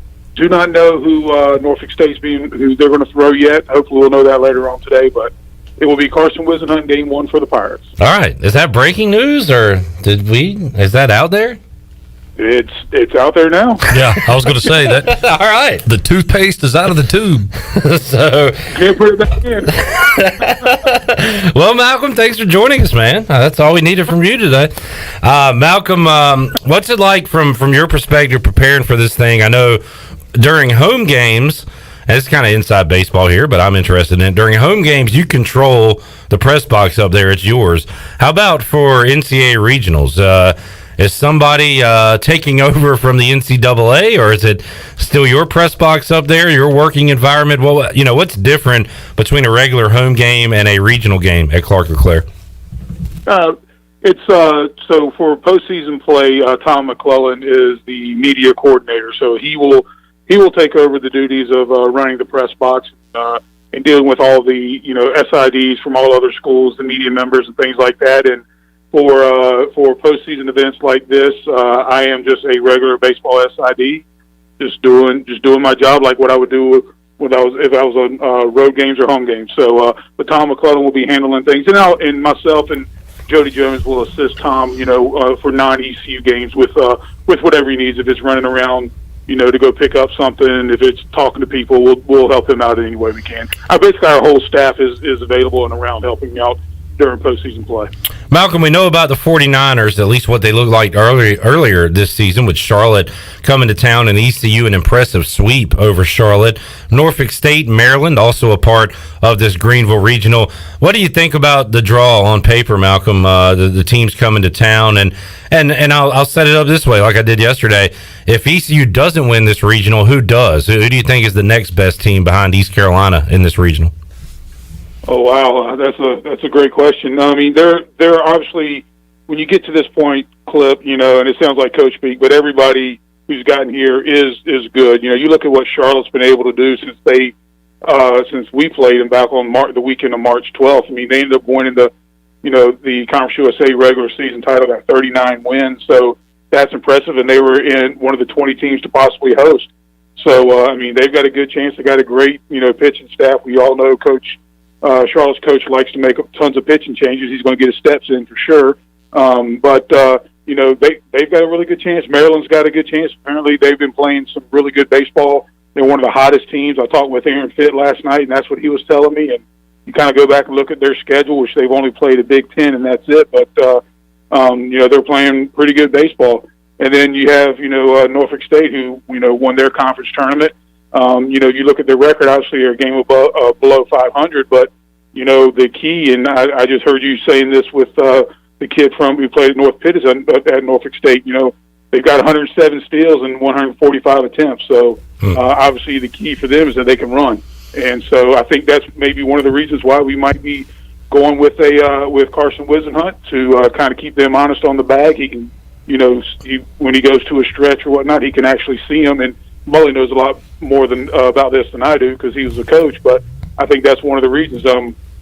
Anybody can win it. You just have to play good baseball for 3-4 days and you just see what happens. Mully, favorable draw for the Pirates. Tough draw. What do you think? No, I mean, obviously, looking at game one. I mean, I think Malcolm's exactly right. That's a good point. Yeah. That lefty controlling the running game, and obviously, it's kind of funny. It's been a little bit of a challenge for our battery mates this year to kind of control the running game. Got much better later in the year. At one point, I think Cadell had given up, and I say Cadell, it's the pitcher and the catcher had given up people are like 9 for 9 or 10 for 10 on stolen bases. So I'm sure that figures into to Coach Godwin's decision making.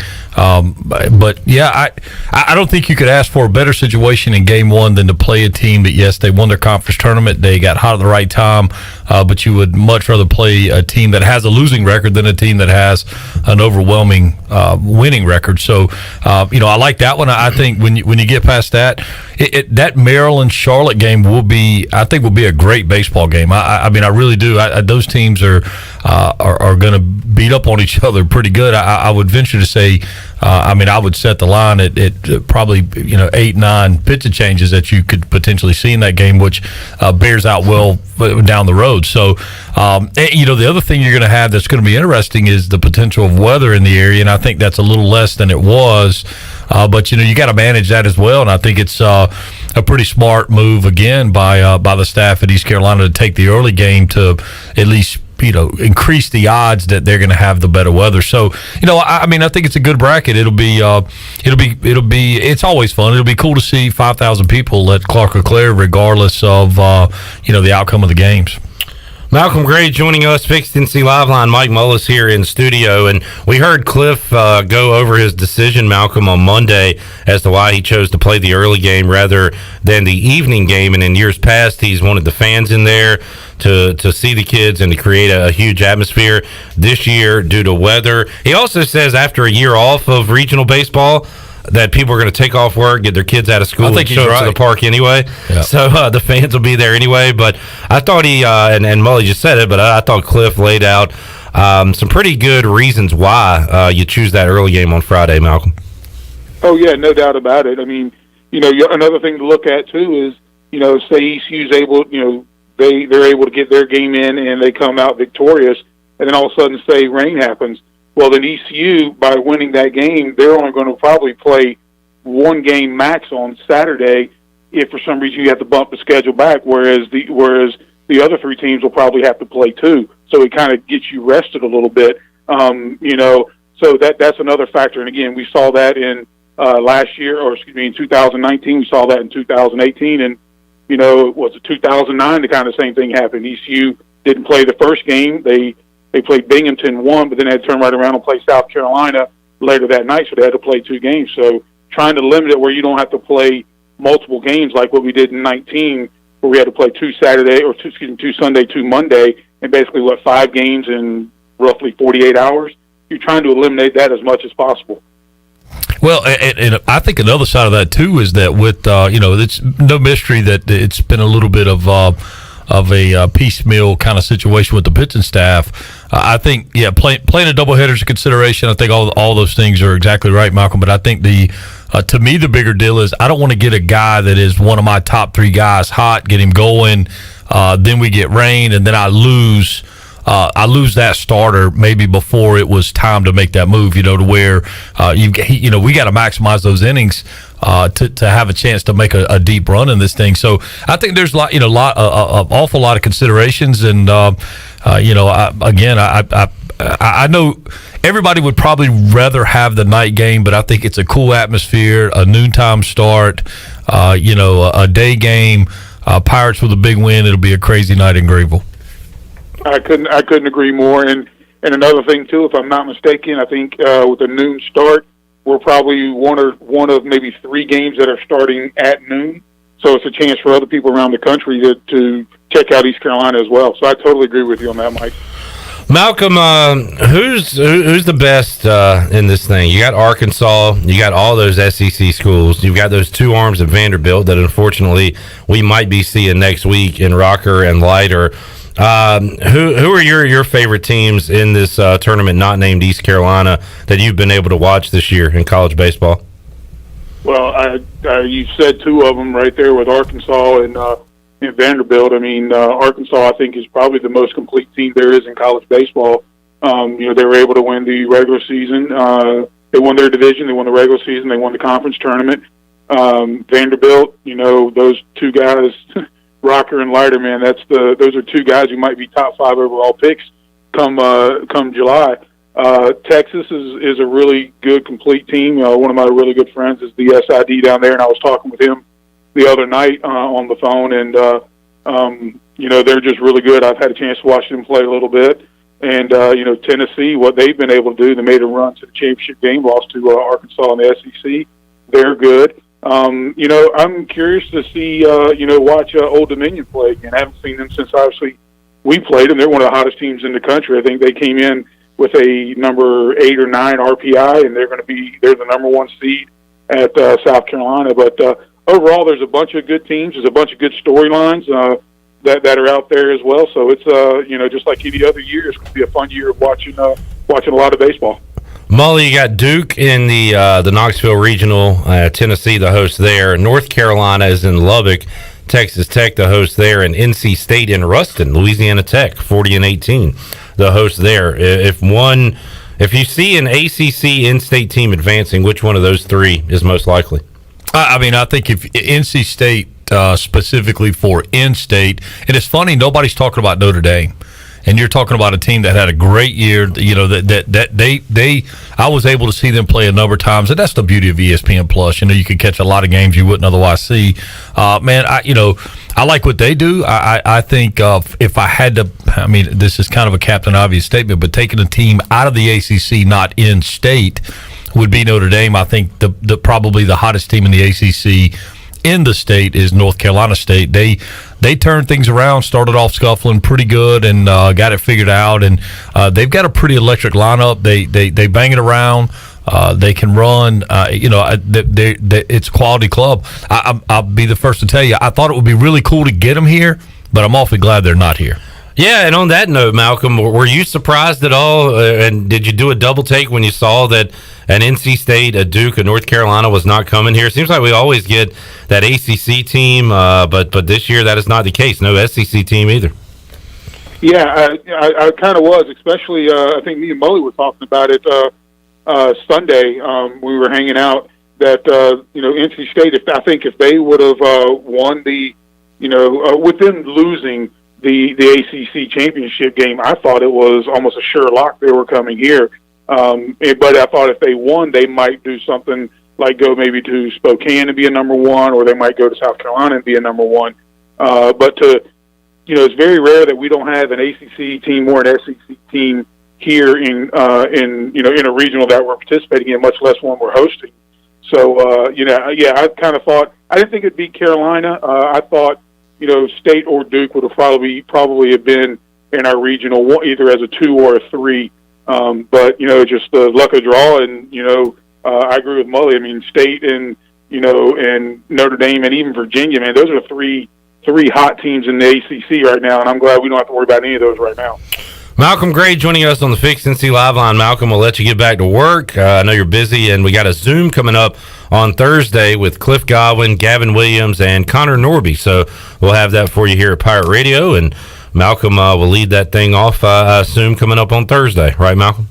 That is correct. Yep, we'll do it at 11:30, and then it'll be archived on our website, obviously, and everybody else's, so fans can tune in and see what Coach Godwin has to say after the practice that they have tomorrow, as well as the conference pitcher and player of the year. So there you go. Fun. Malcolm, thanks for joining us, man. We'll see you at the ballpark this weekend. All right, buddy. Thanks for having me on, guys. See you. See you, Mal. Malcolm Gray joining us today on Pirate Radio Live, as we get said. And Mully, you're not going to be there this weekend. Well, I just you're going to be at a cool place. Yeah, but I'll be locked in. I mean, and it's kind of weird. I do have a trip that was pre-planned. But I'm kind of torn. I've got buddy coming to town who's and he's like, hey man, you gonna be around and play golf and blah blah blah. Then all of a sudden, so I'm kind of torn. I may find myself here. I just don't know. A Mike Mullis jungle appearance would be sweet. Yeah, it's quite possible. And I can't wait to see what it's going to look like on Friday. But if ECU wins that game, that Saturday 6:00er could be a special night. Yeah, and I think I'd like to see Maryland and East Carolina for the whole ball of wax, and I think it could work out. And here's you don't have them about the numbers thing. Like, we beat Charlotte 3 times, right? Mm-hmm. So it's kind of one of those things. Difficult to beat a quality team 4 times in a row. So we'd have to take an L to them and then come back and beat them, twice. So it could, if it played out correctly, it could be that we don't see them and we just dance with Norfolk State and Maryland. Yeah, it was Memphis in the conference tournament, right? You beat them 4 times in the regular season. You see them that 5th time. It doesn't go your way. That we're able to get revenge on them later. But yeah, you beat up on a team that much. It's tough. The odds are. That's right. So it's I don't know. The nice part is whoever we do get for game 2 is most likely going to get the big right-hander, and you got to like your chances. And I'm going to tell you, man, I think the key to success to me for the Pirates is to play every game like Gavin's pitching. They're just such a different club when he's on the mound, both offensively and and you see this all the time with teams where they really rally behind their guy, and it's the teams that can kind of can play with that consistency, stay level all the time. That's going to be. We just don't need to see that blow up like we've had that tendency to see throughout the year this year, where all of a sudden it kind of gets off the rails, and we can't dig ourselves out. So hey, play like Gavin's out there all the time, and let's see what happens. It is crazy the amount of run support he's got this year. It's amazing relative to the rest of the games. Right. And I was there on Monday at the Town Bank Tower when the announcement was made and the team is there. And in years past, when they see their name on the TV and their pairings, they would kind of stand up and it would be, yeah, all right, let's go. And this year it was more like okay. It was kind of business as usual. Ask Cliff Godwin, what does he learn from hosting all these regionals? Does he take anything away from years past and put it into this year? And he said to enjoy it more.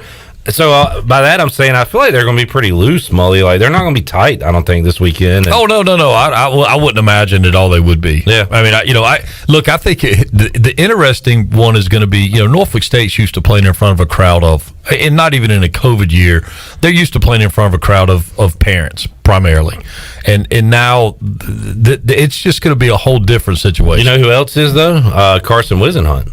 He has never had a big. Well, you're right. Big game moment. Well, but you say that the 25 or whatever it was that East Carolina has had, he's pitched in front of that crowd. Yeah. Not necessarily, obviously, in a regional, but you're right. There's and that's the beauty of sports, man. There's always these varying storylines, and I'm sure if we knew a little bit more about the rosters with Charlotte and with Maryland, there's probably some interesting ties there as well. So, but yeah, always cool, man, and what a thrill for these young guys to get to be in postseason baseball, and what a privilege it is for us in Greenville to be able to get used to seeing this hosted in our town. Mike Mullis joining us. A couple other things before we let you go, Mully. I just saw this story for the first time. 4 minor league pitchers have been suspended this season by Major League Baseball after being caught using illegal foreign substances to doctor baseballs. Did you see your boy Schilt? Is that his name? Yeah. No. What did he do? Mike Schilt? Last week when the umpire, it was Joe West, made the pitcher for the Cardinals change his hat because he had a substance on it. And Schilt after the game was like, okay, that's fine, but is this the path you're really going to go on?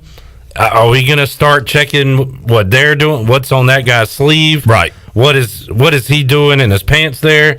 So he kind of said, all right, if you want to open up this can of worms, it's going to be a pretty damn big can.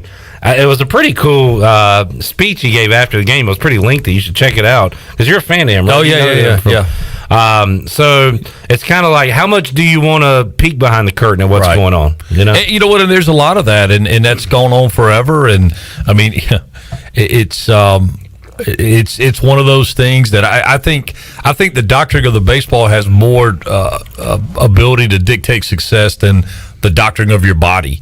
You know what I mean? If I could take steroids and maybe that helps me over time, I could put a little gab of this or whatever on it, and I can make the ball do all kinds of weird stuff. That almost as far as now immediate impact, that has way more. Right this second, it's going to be more impactful. So, it'd be interesting. I mean, look, you allow Pontor on the field. You got rosin bags back there. You got guys that are, dipping or chewing or whatever they're doing, and all those things come into play. So there was famously, was it Gaylord Perry and those guys that would do all that stuff? Yeah, and it's kind of that was kind of the basis of the character in Major League when he had he had a little bit of this and a little bit of that, and if I eat a jalapeno I can wipe my nose and that kind of thing. So I mean it's funny though. It's always well and good until your guy gets called out, and and is it ironic or is it? I mean, but Joe West has made a career of finding himself in the middle of a bunch of different kind of stuff. I mean, he really has. And congratulations, kudos to him for breaking the record and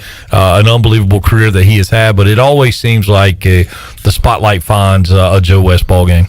Rest in peace, Clifton Brock Sr., my grandfather, who always said Joe West hated the Braves and cheated every game he umped against them. Oh, well, you better watch out. If your grandfather was still here, he'd be suing him like he sued, who was it? About Paul LaDuca. Paul LaDuca for $200K for making a slanderous statement about... Strike that from the replay. Yeah, that's right. Good call, Mully.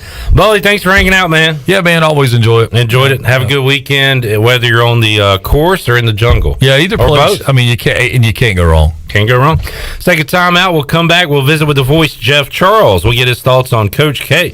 Any Coach K comments before we let you go? Hey, what a great career. And what he did, he's going to be the hardest guy to replace in the history of college basketball from a coaching standpoint. All right, Mully's hot take that I don't think is that hot. I would tend to agree with that. Yeah, but they have officially named John Shire as his successor. So good luck, John. I mean, right off the bat, I go, John, who's that? John Shire is on fire. You know him. I mean, I know who he is, but he's right. But it's not like that's the one you go after the guy that what's the guy that just took the job in Boston or took Brad Stevens. Yeah, maybe you go after Brad Stevens for that job. Yeah, you know what? Not John Shire, but I mean. Anyway, good luck, John. We'll talk to Jeff Charles about that and a whole lot more when we return on Pirate Radio Live after this.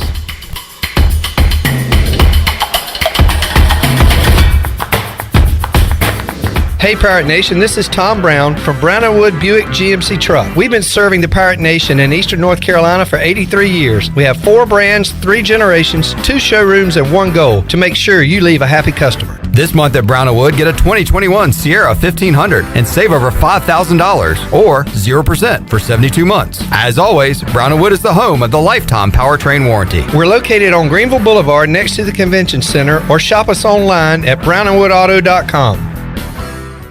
Hey, Troy D here with my good friend Kelvin Rawls from Pest Tech. Kelvin, I just want to thank you and Chris and all the great folks at Pest Tech for such awesome service. You totally eliminated the mosquitoes in my backyard, plus the fire ant problem I was having in the yard. Hey, you're certainly welcome, Troy. I have heard the same thing from all of our customers through the year of COVID. With everyone being home, they want to enjoy the outside and being mosquito, fire ant, and pest free. Enjoy all your property from the kitchen to the curb. Visit pesttechofgreenville.com today for complete service.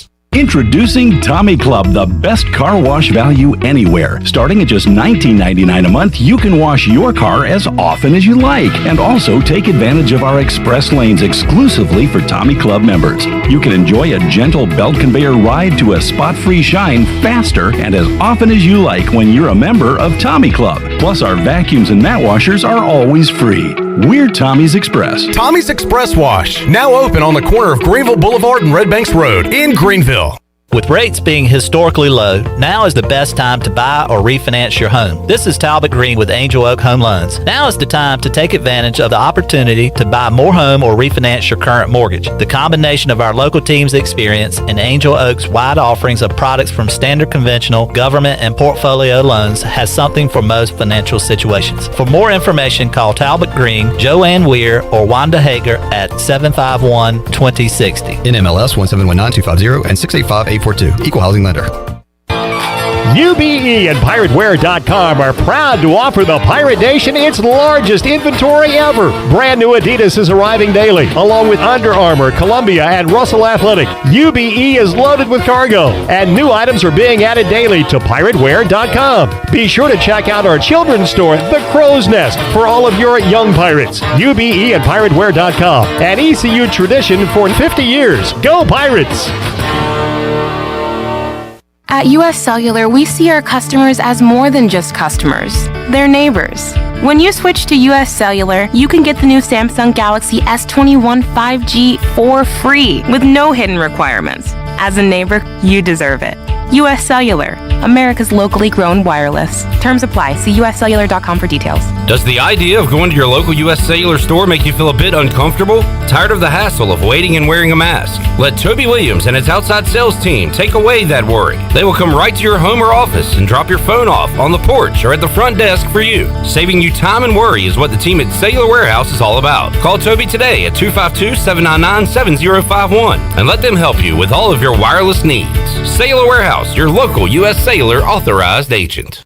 Hey Pirate Nation, this is Gray Williams from the Pitt County Pirate Club, inviting you to join us on Saturday, June 19th for our first annual Cornhole Tournament presented by Miller Lite. There will be 2 divisions to compete in, the Advanced and the Competitive. Each division will have a doubles and a singles bracket. The total payout for the tournament will be $4,800. Hurry, space is limited. Sign up today by going to Eventbrite and searching Pitt County Pirate Club Cornhole Tournament or finding us on Facebook. Go Pirates!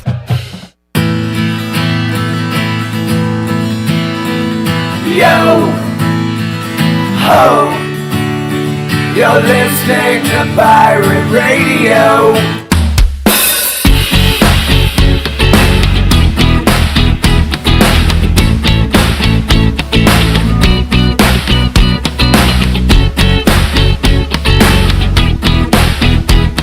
You're listening to Hour 2 of Pirate Radio Live. This hour of PRL is brought to you by Select Bank and Trust. Banking is banking until the service is not the same. Wouldn't you like to deal with a bank that is responsive to your needs, can make local decisions, and cares about you, the customer? Try Select Bank and Trust. Bank local. Bank select. SelectBank.com. Now, back to the show. Welcome back. Town Insurance is your premier independent insurance agency. From maximizing opportunities to minimizing risk, Town's insurance advisors offer expert professional advice to clients of all sizes.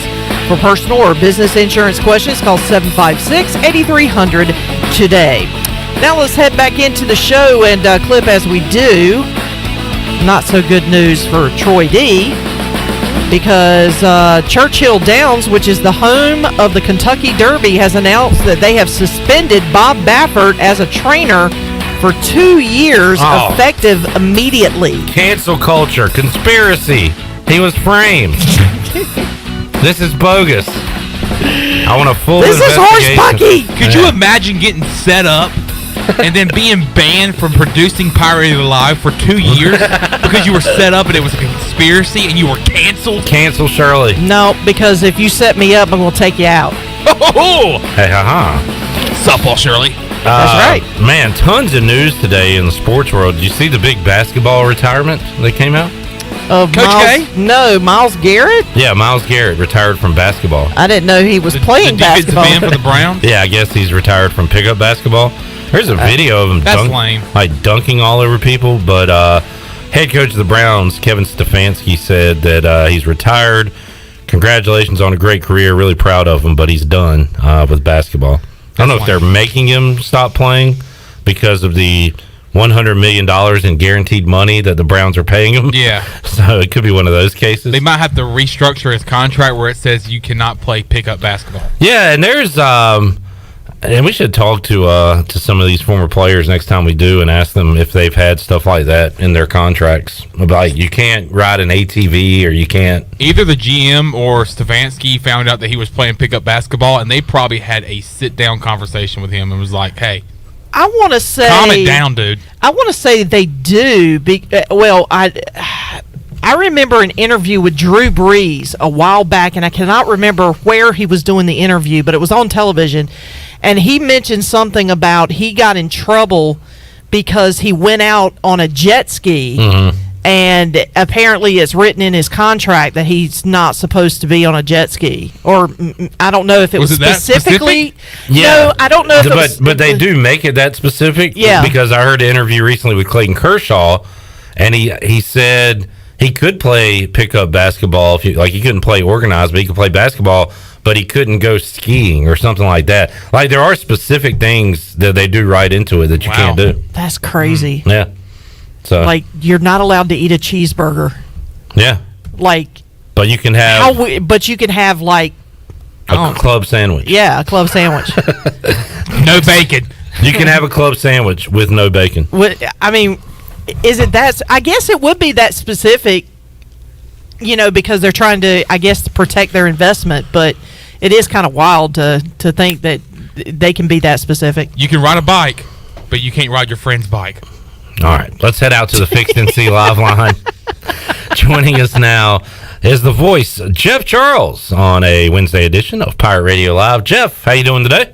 Cliff, I'm doing great. Hope you are. Yes, sir. It is a busy time around here as we prepare for the Greenville Regional, which begins on Friday. We'll talk about that momentarily, but a big news day today, especially in the basketball world, and came out earlier this afternoon that Mike Krzyzewski has decided to retire after this coming season, so he will coach the 21-22 season and retire after that. It appears John Shire, former Duke guard, will be the coach in waiting there in Durham, and it's shocking when you first read it, Jeff, but when Roy Williams stepped down and when all these new transfer rules came out, I did say I'm expecting some of these coaches who have been around for decades and decades to maybe look for something else to do in their twilight years. And Coach K was a guy I had in mind. So while it is kind of shocking to see, at the same time, I don't know. I kind of felt like this is coming, and we might see some other names, huge names in the world of college basketball, follow suit. We'll see. Clip, I wouldn't be a bit surprised. The name that we think of now is Jim Boeheim, of course, at Syracuse. Yeah. Has been there a long time, and in fact, I believe Jim Boeheim is a little bit older than Coach K, and certainly older than Roy Williams. So you wonder what his future is. And I'm with you. When a coach has been at a particular program and has been as successful as Coach K has been at Duke, there is that shock value at first, thinking, "Wow, all of a sudden he's not going to be the coach at Duke anymore." But then, as you mentioned, Clip, when you step back and take a look at it, at his age and everything he has accomplished, and certainly with the salaries he's made over the years, and with the way things are going now, it's a whole different world in college athletics, as we know, and it's only continuing to change in the future. You probably get to the point, if you're one of these guys, and say, I've done everything I can do, and it's probably time to move on. And as you mentioned, in your twilight years, maybe do some other things and not be in that pressure cooker like these guys are. I mean, these guys at that level, Clip, they really don't have a life. I mean, it's 24/7, basketball or football or whatever sport they're involved in. And I think, a guy can only do it so long. And certainly these guys have done it for, it seems like forever. They've done it decade after decade.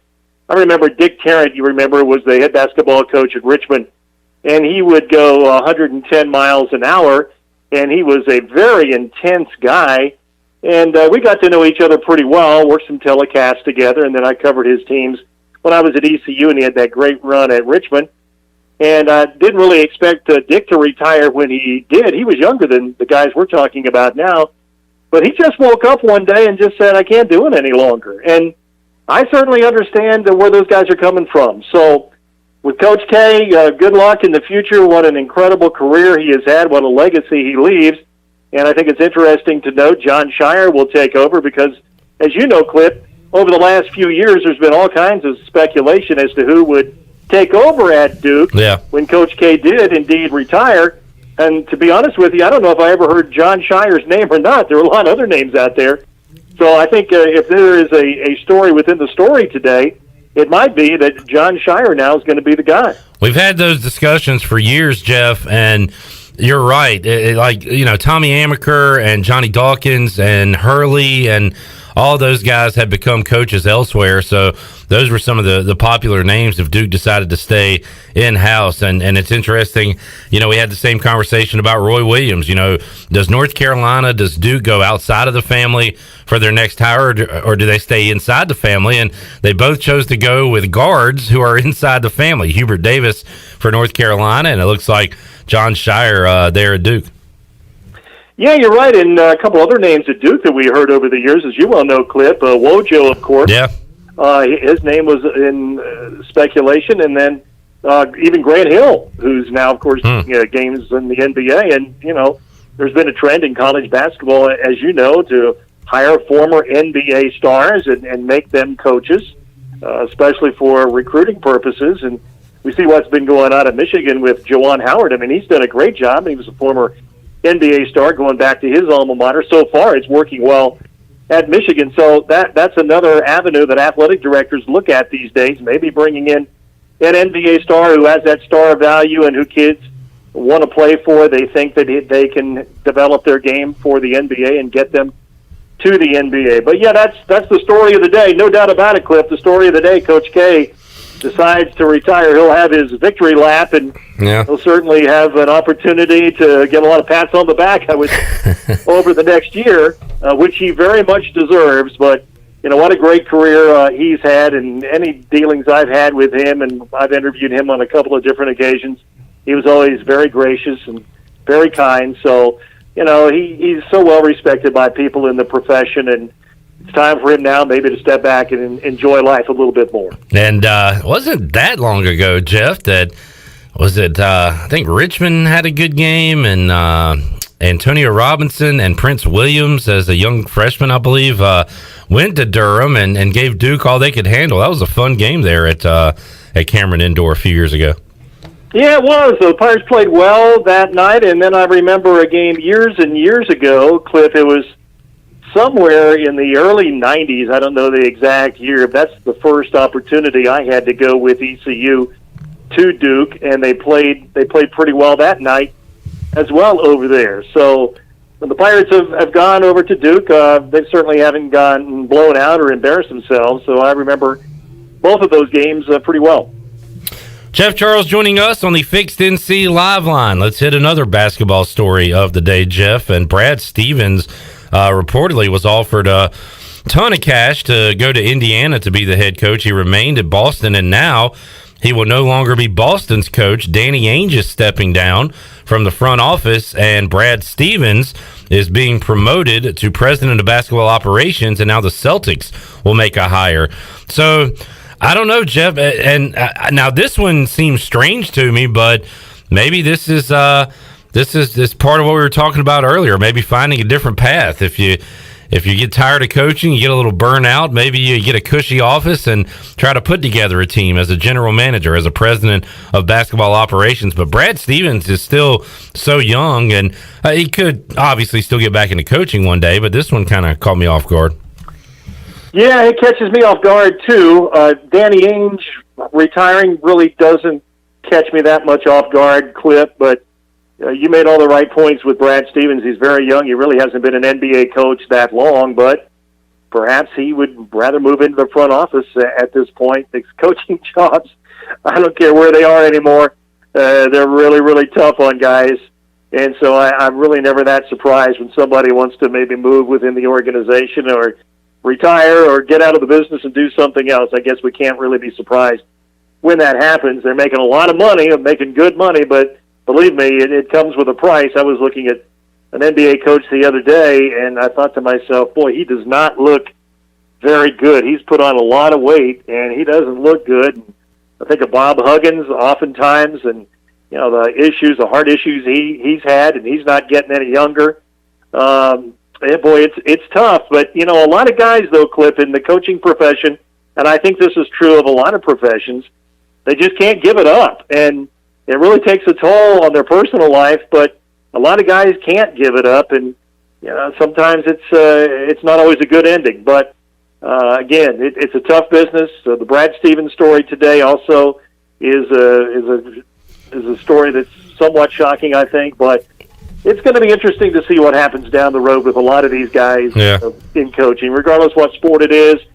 It's just, I guess we're almost to the point where nothing surprises you that much anymore. Yeah, well, we're just talking about these guys coming and going, and another one, Jeff, is Steve Rockerford. We had him on Pirate Radio Live on Monday, asked him about his decision to leave East Carolina for Texas A&M, and he talked about reuniting with Buzz Williams, and he didn't mention the money, but that certainly doesn't hurt, Jeff, when you can have a few more zeros there in the bank account, and Texas A&M certainly has that going for him. And Coach Rock was very complimentary of really the area. I asked him, Jeff, give me some positives on ECU basketball, and he had a few things to say about that, but it was more so he loved the people in Greenville, he loves the university, and you know it, Jeff, more than me, more than a lot of people. It's just, as you would say, a tough nut to crack when it comes to ECU basketball, and we've seen coaches come and go, and they just have never figured out the formula, so to speak. And I will personally say that Steve Rockerford was a great guy, really fun to talk to, an interesting fella, and I'm sure you enjoyed some chats with him as well.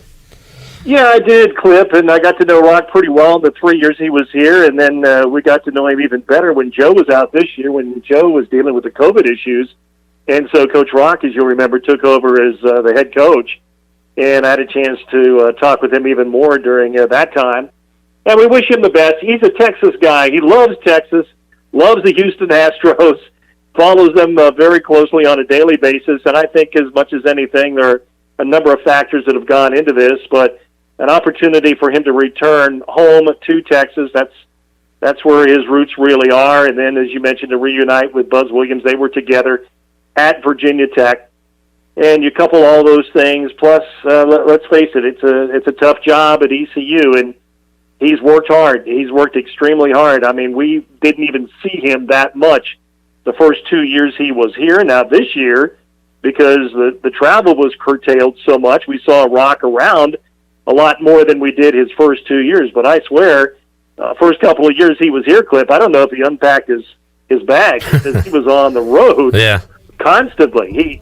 He would meet up with us. We would be on the road and say we were playing at Houston or wherever, and all of a sudden, Rock just pops up at 3 o'clock in the afternoon for the game that day, and he's been out on the road the whole time, and he's there on the bench for the game, and then he's got the next flight out going to Florida or wherever to recruit.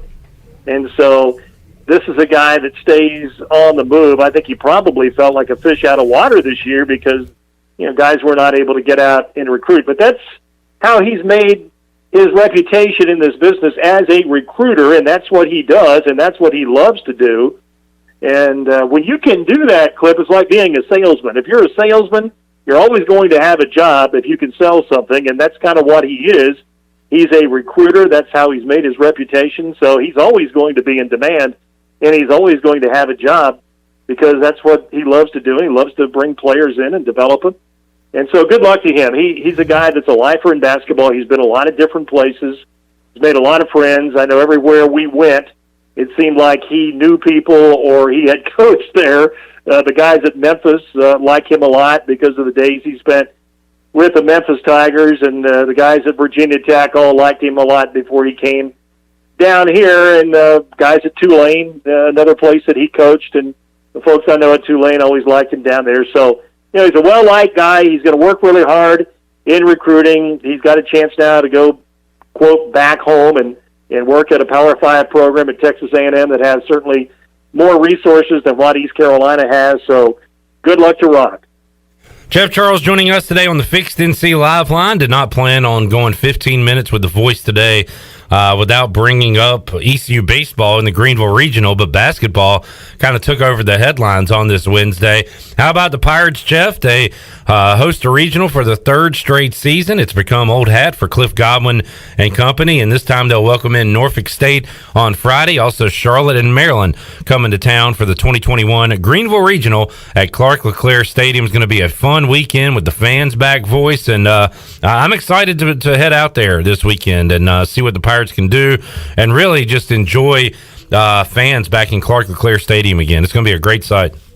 Yeah, it really is going to be a great atmosphere. We've talked about it throughout the last few months, Cliff, that people are just so cooped up and chomping at the bit to get out there and go to sporting events. And I was watching a game on television just the other day, and I mentioned to my wife, I said, it almost looks strange now when you see a baseball game and you see people sitting shoulder to shoulder in a packed house because it seems like it's been forever since we've seen that. So I know the jungle is going to be rocking, and the Pirate fans are going to be out there in numbers, and it's going to be a great sight and great support for Cliff Godwin's ball club. They have had a terrific regular season. I know things didn't go as well as had been planned as far as the conference tournament is concerned, but boy, you look at the body of work, Cliff, and it was terrific this year.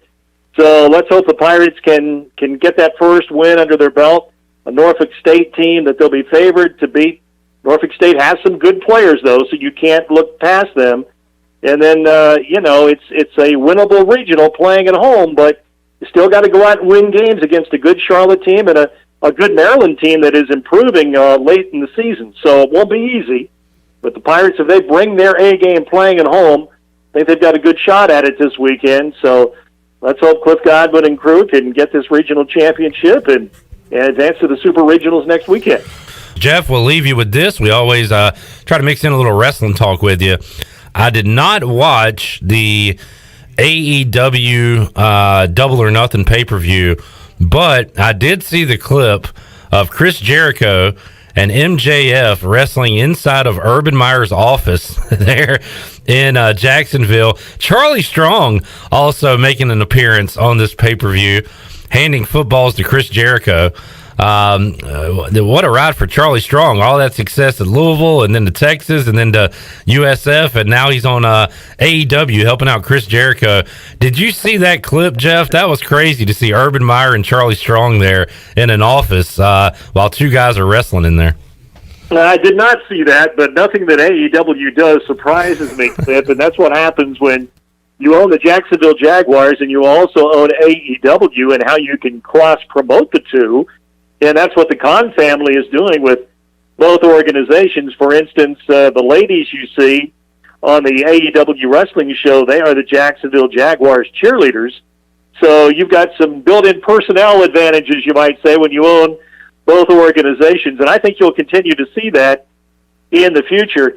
You know, I followed Chris Jericho when he was in WWE, Clip, and thought he was a good wrestler. But I think watching AEW here in the last year or so, I've gained even more of an appreciation for him. I mean, he's really a fine talent. You know, he's 50 years old now. He's not 25 anymore. And he's still doing some great things. And MJF is a guy that is on the rise. He's only, I think, 24 years old, and he's got a real bright future in wrestling. And, you know, it's a good show every Wednesday night. Now, I give their creative writers a lot of credit.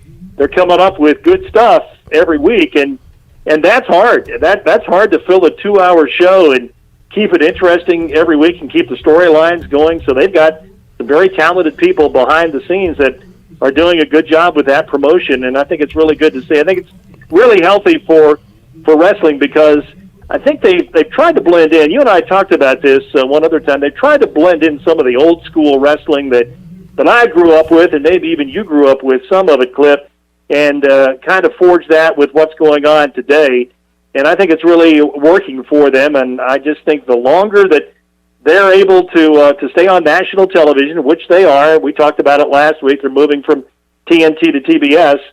But as long as they have that type of footprint, that kind of exposure, I think it's going to continue to grow. And people want to be entertained, like we talked about. They've been cooped up. They want entertainment, and we're just seeing that in our local area. We are in the summer now.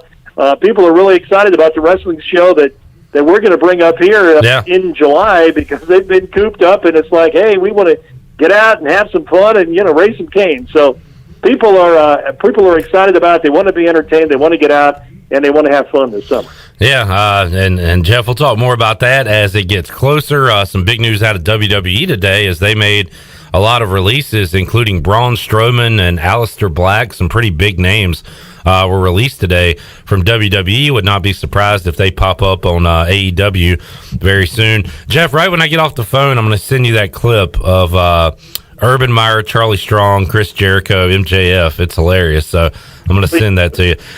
Voice, great to catch up with you here on this Wednesday. Have a great rest of your week, and we'll talk to you again soon.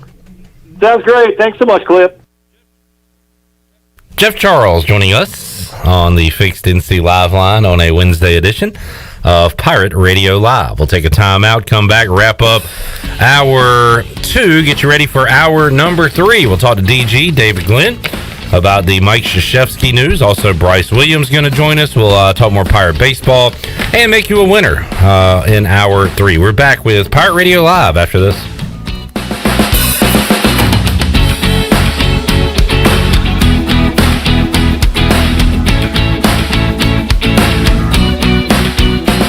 Here with Mike Mullis from Fixed NC. And Mike, you were telling me the other day, people ask you all the time, I didn't know you did that. What does that mean? You know, anything that involves property damage repair, call us first. If it's your crawl space, you've got interior humidity issues, a water loss, your ice maker line breaks, obviously fire and smoke, everybody knows we do those. But anything that involves interior or exterior property damage, we're your repair experts. Mike, how can everybody get in touch with you? 252-999-0001 or fixednc.com.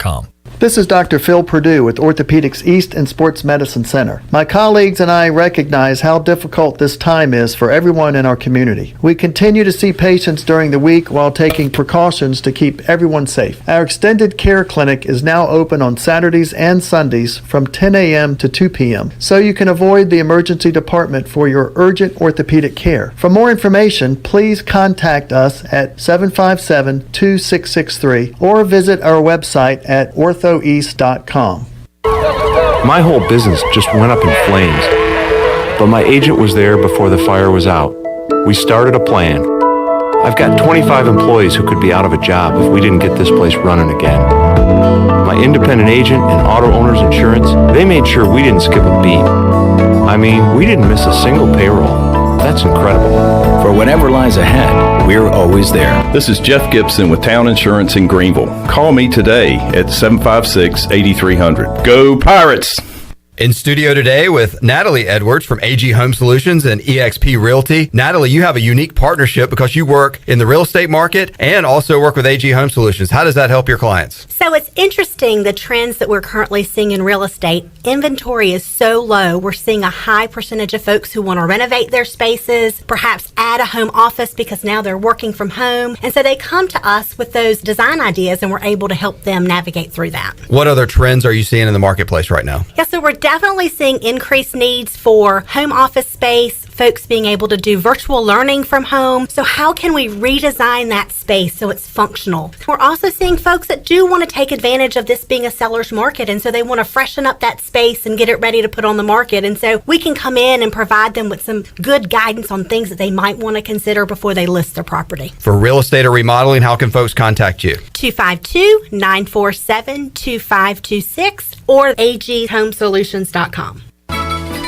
The best place for delicious food and great prices is Familia. Familia has $6 lunch specials, a $10 pizza of the week, and every Thursday has $2 drafts all day. Sunday brunch is the best for food and family. Come and enjoy favorites like shrimp and grits, made-to-order omelets, French toast, and drink specials like $3 mimosas, beer mimosas, or $5 Bloody Marys.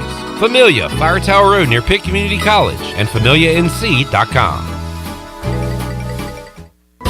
Have you ever seen those exotic aquariums like the guys do in Las Vegas on television? You ever thought about having one of these aquariums in your business? It's more affordable than you think. This is Hal Pruitt with rentafishtank.com. We can make having an aquarium in your business turnkey with no work, cleaning, or hassles for you. Rentafishtank.com creates a relaxing atmosphere and keeps children occupied. Rentafishtank.com already services many dental, pediatric, and doctor offices, plus hospitals and senior living centers. Check us out at rentafishtank.com.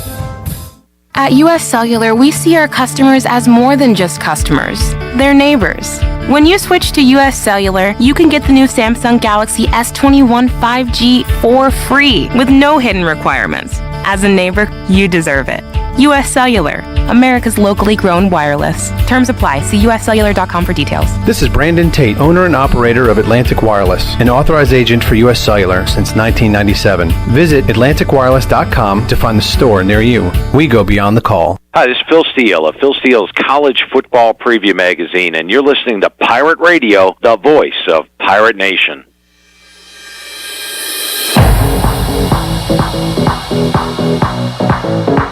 You're listening to Hour 2 of Pirate Radio Live. This hour of PRL is brought to you by Select Bank and Trust. Banking is banking until the service is not the same. Wouldn't you like to deal with a bank that is responsive to your needs, can make local decisions, and cares about you, the customer? Try Select Bank and Trust. Bank local. Bank select. SelectBank.com. Now, back to the show. Welcome back. Villa Verde on 10th Street and Villa Verde Dos by the hospital are open for you, serving unique and healthy dishes from the Dominican Republic. Order online at myvillaverde.com or the Villa Verde app. Order a family meal that feeds 6 to 7 people, and they will have it ready for curbside pickup today. Whether it's dine-in or takeout, Villa Verde is a platform for good. Now, back into the show. We are rocking and rolling here on a Wednesday. What a great show we've already had with Jake Agnos, Phillip Boykin, Mike Mullis, Malcolm Gray, the voice Jeff Charles, and we've got one more hour to go where we will talk to David Glenn. We'll get his thoughts on the Mike Krzyzewski news. He will coach one final season for the Duke Blue Devils, and then hang it up. John Shire will take over. He will be the coach in waiting this year and take over when Mike Krzyzewski retires after this season. Also, Bryce Williams will join us in the Pirate Radio studios. See what's been going on with Big Bryce. And we'll make you a winner and open up the Pirate Radio booty bag. We'll do a break here for this hour, so we're going to get that in now, hook up with David Glenn, and come back with hour 3 of Pirate Radio Live. We're back with you after this.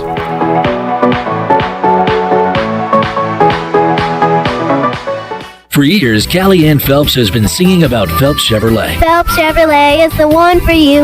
Low prices, service too. See the big dealer right away.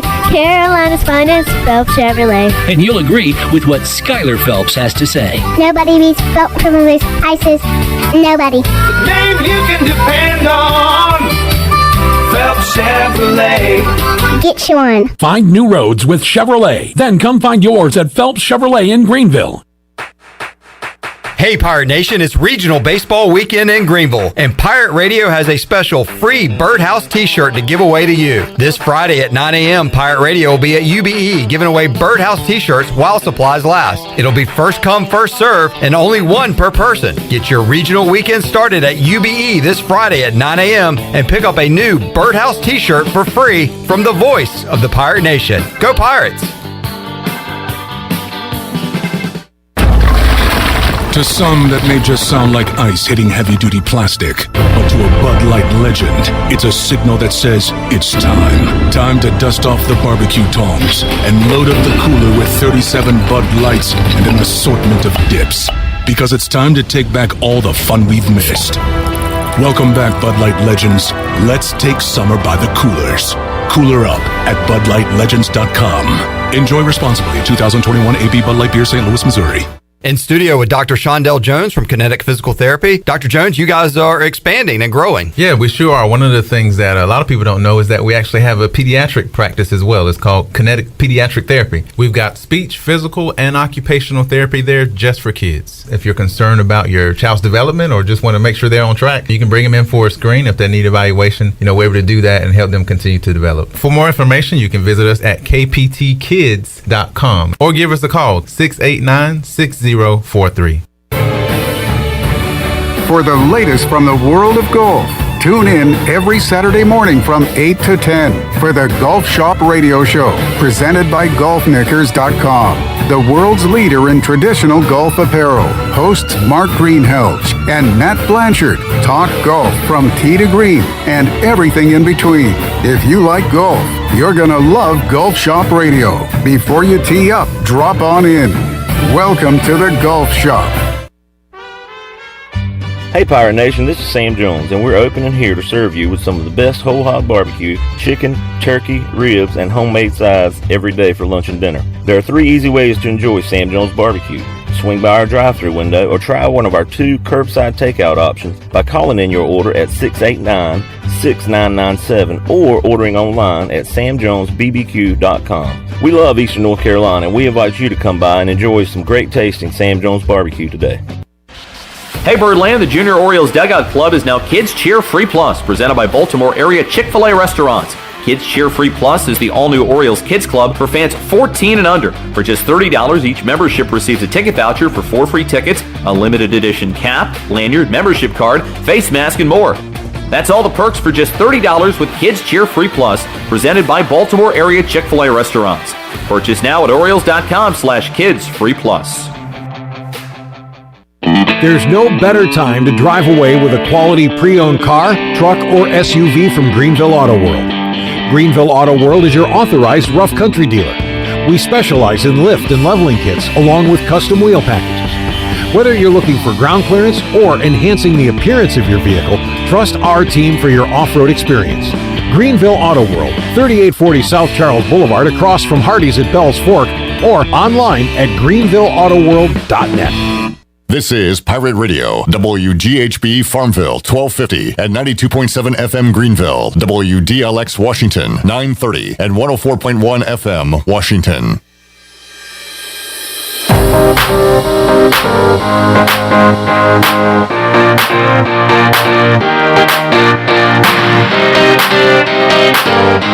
You're listening to Hour 3 of Pirate Radio Live. This hour of PRL is brought to you by Bud Light, reminding pirate fans to stay in the game and drink responsibly.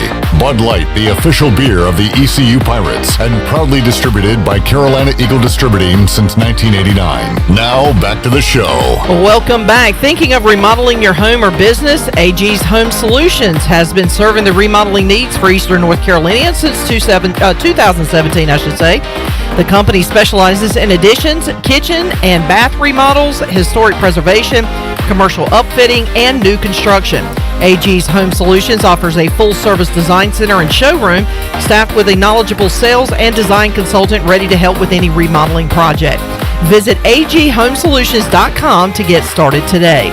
Now let's head back in to Pirate Radio Live. Here is your host, Clip Rock. Back with you on Pirate Radio Live here on a Wednesday, getting you ready for the upcoming Greenville Regional Friday, ECU and Norfolk State. But, man, a lot of news making headlines today, most notably Mike Krzyzewski announcing that he'll coach one more season and then hang it up as the Duke head basketball coach. He has been the only Duke basketball coach in my life. Just saw where the date on that was hired in May of 1980. And here to talk about it is David Glenn, who no longer has a radio show, but has been on radio interviews for the last 3 hours, I understand, DG. Busy day for you, right? Yeah, Cliff, it's great to be with you again. And it's funny because in my visit with y'all at Pirate Radio, but many others, when Roy Williams retired and we got through all of the UNC-related questions, usually a host would ask, well, what about that Mike Krzyzewski guy? He's older than Roy. And the answer was mostly, well, he's not going to leave after the first season that he missed the NCAA tournament since 1995, but it's fair to say at almost 75 years old, he's on a year-to-year basis. And sure enough, now we know that year-to-year basis will come to an end a little bit earlier than this next year at this time. But he wants one more bite at the apple, and we already know that John Shire is going to be his successor. So that's a heck of a big day in the Atlantic Coast Conference and really all of college basketball. And David, I remember the conversation we had with you when Roy Williams announced he would be retiring, and I said the word trend. I don't know if that's the right word, but I did say at that time I could see where some of these coaches who have been in it for decades see what college basketball is now compared to what it was when they got into it and what it was when they really hit their stride as head coaches. And you think about Krzyzewski, I guess, Jim Boeheim, who, we could talk about that. David might be waiting until his sons are done there playing with the Orange until he hangs it up. But guys like Bob Huggins and maybe Tom Izzo, guys that have been around a long time, see the changing landscape of college athletics and college basketball. And do they want to be a part of it? Do they want to recruit the transfer portal more than or as much as they're recruiting high school kids? It's a different game now, and it's interesting to see how these guys will adapt or if they'll choose to just find something else to do at this point in the stage of their life. Well, it's a great point to raise, Clip, because we know that right now, college basketball coaches, there are a handful of guys they're still recruiting for the upcoming season, but for the most part, they're recruiting guys for that following season.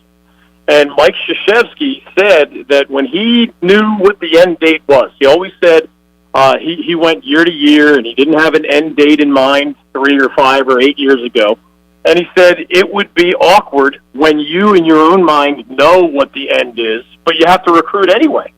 So in the same month here in June, where he is theoretically recruiting guys to Duke for the fall of 2022, as soon as he knew in his heart this upcoming season was the last one, that really becomes an awkward conversation to these 17-year-olds and their families if you're promising to be their coach, but in the back of your mind you know you won't be. And I think there are a lot of reasons that Coach K allowed this to leak now. One of them, remember, is that his current athletic director, Kevin White, who's been there for a long time, announced his retirement effective this coming August, so just 2 months from now.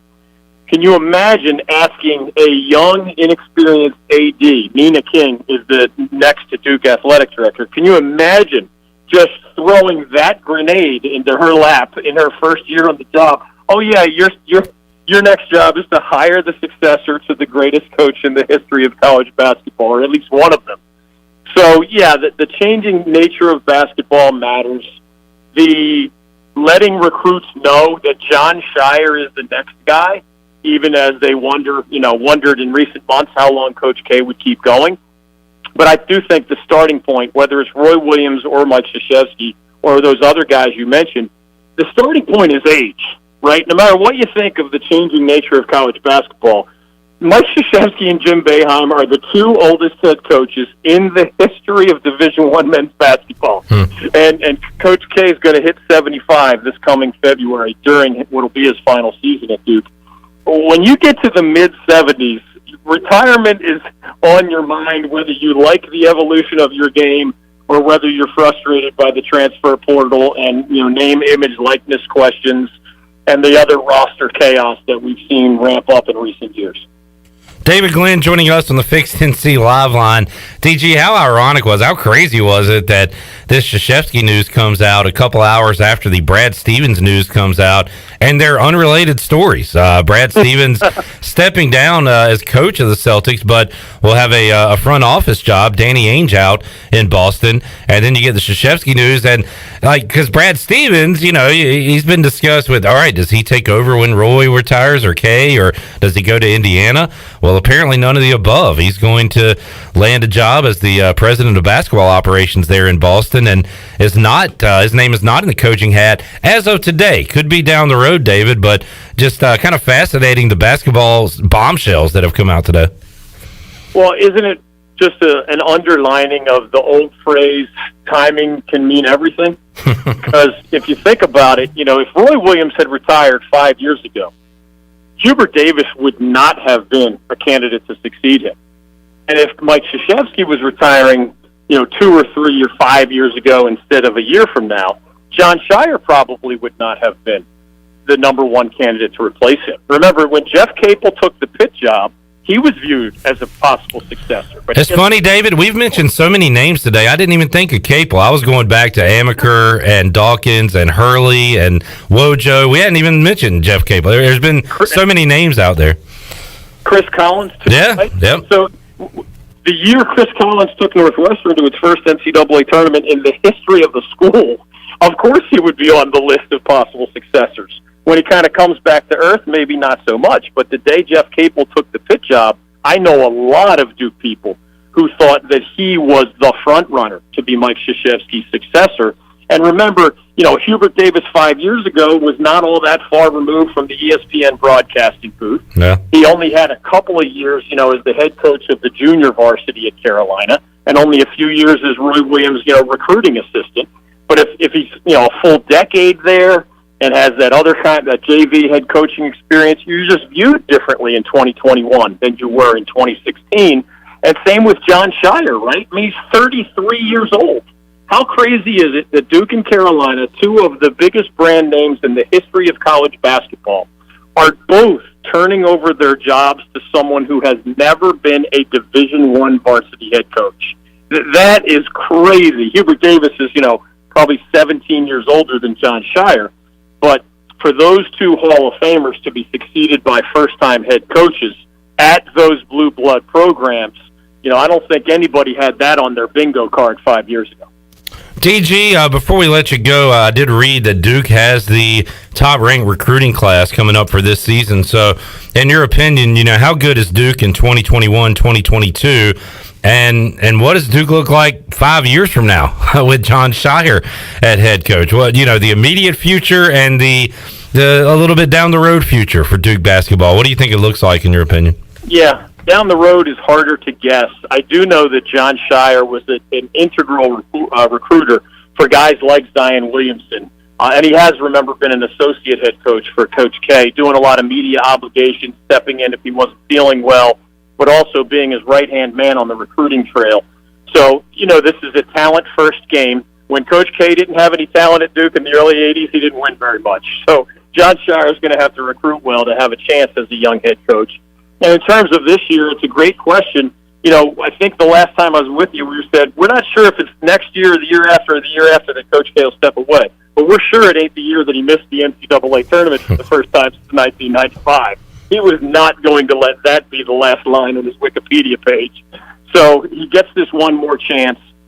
This incoming class at Duke is a lot better than last year's incoming class. A guy named Paolo Banchero is going to be probably a top 5 NBA pick. He's a 6'9" forward type. Duke is probably going to be the preseason number 1 in the ACC. So I don't know if the competition nationally is pretty tough. But I would say it's fair to say that Duke is among the favorites in the ACC this coming season for Coach K's swan song. And I would argue that they're, top 10 nationally. So Coach K definitely has a chance to go out in style with some combination of, an ACC title and or a Final Four, or even that 6th NCAA championship would be the ultimate mic drop. David, as we talked to you last time, not a banner year for the in-state schools in the ACC for baseball, although they all kind of turned it on, I think, after our conversation. NC State especially coming down the stretch, played some good baseball. Duke, North Carolina in the tournament as well. East Carolina hosting the Greenville Regional beginning on Friday. You going to watch some college baseball this weekend? No doubt about it. I'm actually on the road. I am calling you from the National Aquarium in Baltimore, Maryland. Okay. First day of the Glenn family vacation. I have alerted my relatives that I will be watching some college baseball, in part because of the Pirates and the Wolfpack and the Tar Heels and the Blue Devils. You mentioned Duke's had only one head coach in your lifetime. Duke had won 0 ACC baseball titles in my lifetime, going back a couple more, or at least a couple decades longer than you. So, that Duke ACC title was fun to watch. And, of course, the Pirates have by far the best chance as the host of getting to the College World Series, or at least advancing, out of this first round among those 6 teams from our state that are in this version of the Big Dance. David, thanks for joining us, man, on your vacation where you've been doing interviews for the last 3 hours, as I said. We appreciate it. We'll keep in touch and talk to you again down the road, man. All the fish and the sharks and the reptiles of our national aquarium send their regards. Well done, DG. David Glenn joining us on the Fixed NC Live line on a Wednesday edition of Pirate Radio Live. Bryce Williams is hanging out with us. Big news day, Bryce. Mike Krzyzewski stepping down as head coach. That's pretty wild. I mean, I'm not a Duke fan, but that's still he's the only basketball coach I've ever known for Duke. So yeah, he's pretty much been there as long as I've been alive, I think. Well, I was born in 81. He took over in 80, so he's the only coach. And you were born way after me. 93. Yeah. So, wow. He is. He's been there for our entire lives, and will be stepping down after next season. We'll coach one more year. We'll talk some Pirate baseball. We'll see if Bryce is going to be hanging out in the jungle this weekend or if he has other plans, as ECU opening it up to fans, and they'll be hosting the Greenville Regional beginning on Friday. We talked to Jake Agnos earlier. We might hear from his brother, Zach Agnos, coming up on the show as well. More to go on Pirate Radio Live. Also, make you a winner. Open up the booty bag when we return after this.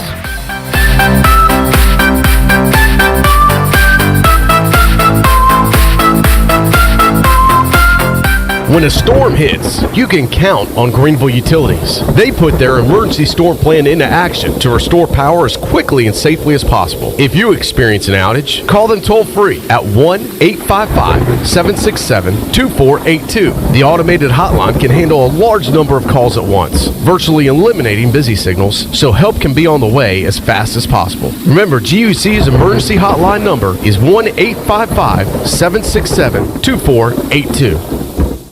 Great food, great atmosphere, and great service is Ottavola Market Cafe. Ottavola is simply a restaurant that focuses on that, being a great restaurant. There's something for everyone at Ottavola. The menu offers a variety of great choices like pastas, pizzas, sandwiches, soups, salads, and seasonal rotating selections. Lunch or dinner, Ottavola is always the right call. Call ahead and get Ottavola to go, or stop by the bar for a drink with friends. It's simple. Come and eat at Ottavola Market Cafe, Red Banks Road next to Food Lion, and OttavolaMarket.com. Ottavola, Pirates supporting Pirates.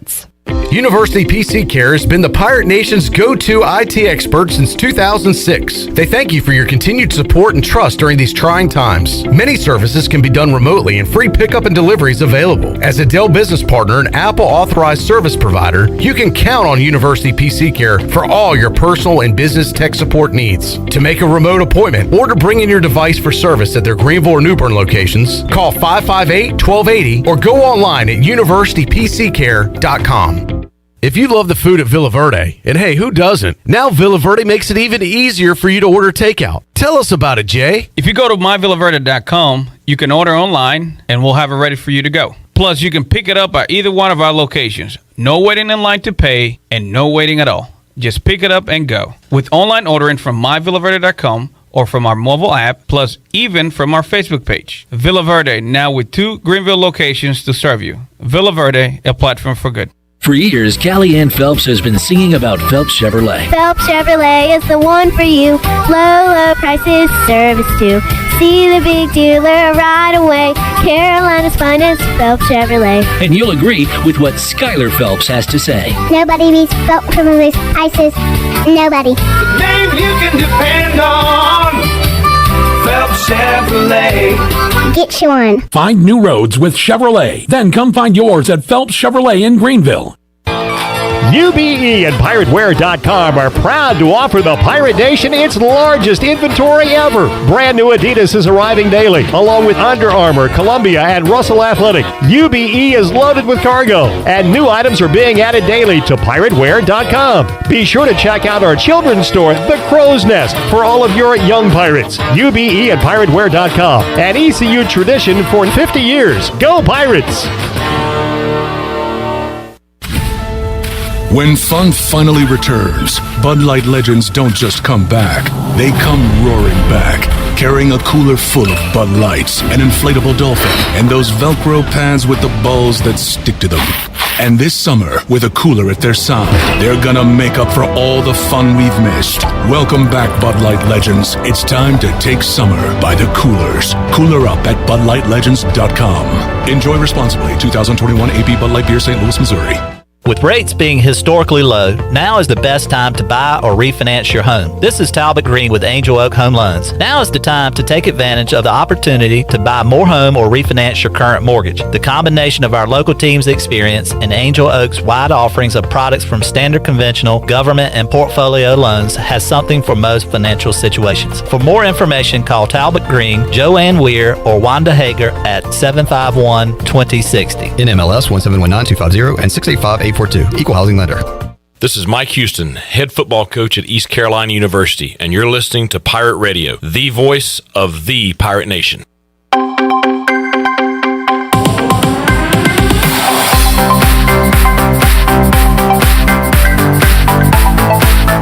You're listening to Hour 3 of Pirate Radio Live. This hour of PRL is brought to you by Bud Light, reminding Pirate fans to stay in the game and drink responsibly. Bud Light, the official beer of the ECU Pirates, and proudly distributed by Carolina Eagle Distributing since 1989. Now, back to the show. Welcome back. Live well, move more, and hurt less with Kinetic Physical Therapy. If you're recovering from an injury, getting back into sports, dealing with everyday pain or fatigue, then Kinetic Physical Therapy can help you get back on track and live well. Kinetic has nationally certified therapists for physical, occupational, speech, and massage therapy, all in a state-of-the-art facility on Arlington Boulevard in Greenville. Visit kineticptgreenville.com. Now let's head back in to Pirate Radio Live. Here is your host, Clip Rock.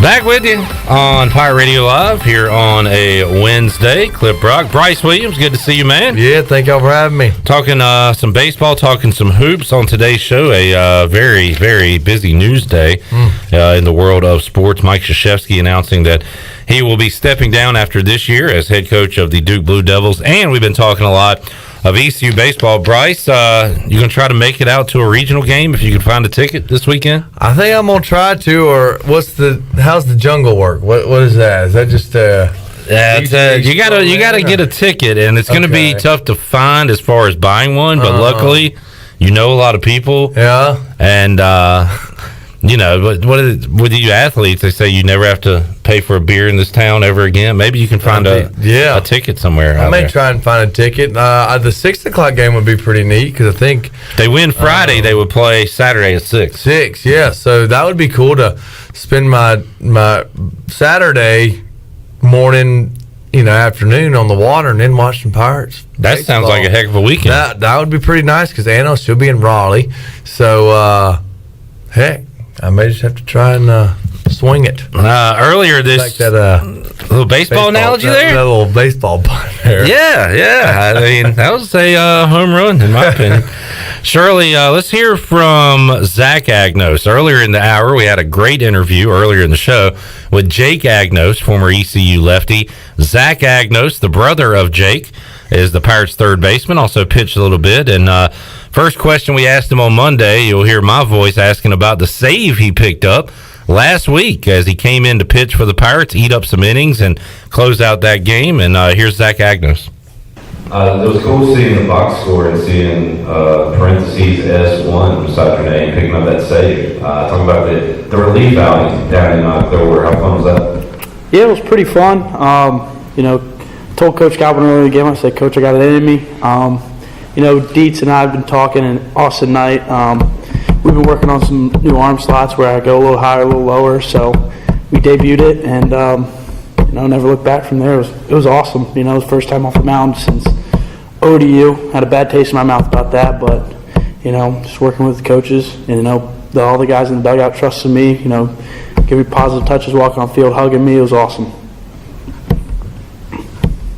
Going back to that, your first few batters, I think you had some borderline pitches not go your way. Was it not hard to get frustrated in that moment, just because it had been so long since you had pitched, and maybe things weren't on your way to start with? Yeah, it was frustrating, but we preach mental toughness and just moving on, getting to the next pitch, and I felt like I was attacking the batters. I was all around the strike zone, and I look in the dugout, and Coach G and Dietz are nodding their head, saying, great job, you're attacking it." And Dietz came out on the mound visit, and he's like, "Your stuff looks really good. You got all the confidence in the world. Just go get them." So. Zach, you talk to Jake about the regionals, a good idea there, and also what did Jake say about the haircut? He's not too happy about it. But I've talked to him about it, and I haven't talked to him obviously since the selection show, but he said he can't describe it. Pirate Nation is second to nobody. They're the best fans in the country. I've never experienced anything like it. Last year we got to experience Ole Miss a little bit, but he says that compares nothing to the regional. So all the guys are pumped up. Kind of going on that, were you here in 19 when Jake, were you in the stands or in the? Unfortunately not. I was still playing baseball in high school. My season's still going on, so no. Gotcha. Did you go to any games last season that year? And like you said, you kind of envision what it might be like Friday or anything? I can't fathom it right now. I went to a couple regular season games just before the high school season, but it was kind of cool. I got to see Bridgie and Cam and all them play, and Smitty, and I told Jake the other day, I said I could never imagine being teammates with them, and it's reality, and they've been my best friends. So. Really cool there. The younger brother now teammates with his older brother's buddies, and has become friends with them now. Zach Agnos there mentioned the hair, and we talked to Jake Agnos earlier and said his brother's hair is ridiculous. I'm trying to pull up a picture so we can show Bryce Williams. There you go, Bryce, and it's available on our social media. But he's kind of got the side shave there a little bit. Yeah. With a little kind of fluff on the top. Mullet? Have a bit of a mullet going down the back. So yeah, that's pretty good. Jake said that his brother looked ridiculous, and he didn't get it, but hey, whatever. If it's working for him, stick with it. It kind of reminds me of maybe I'm not, he doesn't have long hair, but what's that baseball movie, Wild Thing, or Rick Vaughn, Major League, yeah, my favorite movie of all time. Is that did he have long hair, almost like a mullet with some shaved? I don't know if it was that long, but he did have some slits in the side of it. Yeah, he had something going on. That's just what. Did you ever watch Eastbound and Down on HBO? I know, with Kenny Powers. Yeah, I know Kenny Powers. Yeah, that's a little bit of a mullet look there. Of course, Bryce went with the long locks for years. Did your hair give you power, or why did you go with the long hair during football? Your football days? I think it was. Initially it was I know it was the Tyler Eifert deal. I remember coming into ECU as a freshman. I think he was a senior or something. He was at Notre Dame and wore 80, and he had the long hair. So I was like, well, that's cool. Well, then my buddies Jake and Jeremy were growing their hair out. Oh, Grove had some long locks. Grove had his long hair. Jake and I had just got in, so I was like, well, heck, I'll grow my hair out. Well, right when my hair was getting right where it was long. And noticeably, Jake and Grove cut their hair. I'm like, well, dang, guys, y'all just left me hanging.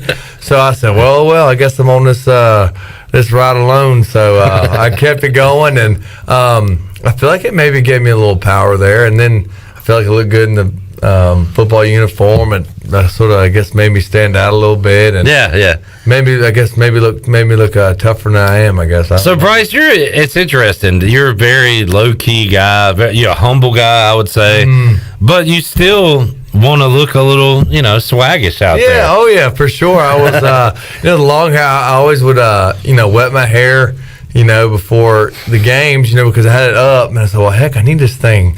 I need it curly, I needed to lay right on my shoulder pads. I can't have it looking all bad, so, I'd wet my hair, make sure it was looking pretty good, get my headband in right, and make sure, I was, of course, my white gloves, couldn't have my wrist tape, too far up my arm and all that. My cleats had to feel snug. Sometimes my right would be too tight, or I'd loosen that, and I just had to make sure everything was feeling right. Shirley, can you hit the fifth quarter theme real quick? Do you have that anywhere? Because I'm gonna make a fifth quarter call right now and talk about Bryce Williams. If Bryce worried about football as much as he did his hair and his outfit, maybe they'd won more games. I could hear that call coming in. Oh yeah, that's one of my least favorite takes.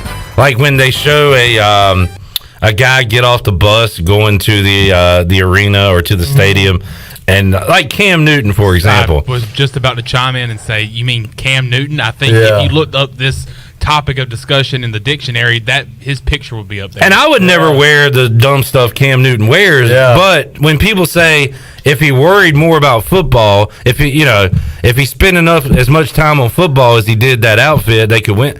Like, how long do you think it took him to put his clothes on? Right. It makes no difference whatsoever what he's wearing. Again, I would never wear that dumb crap, but it has nothing to do with on-field performance. Oh, yeah, like with the pre-game outfit, I can see definitely looking sharp.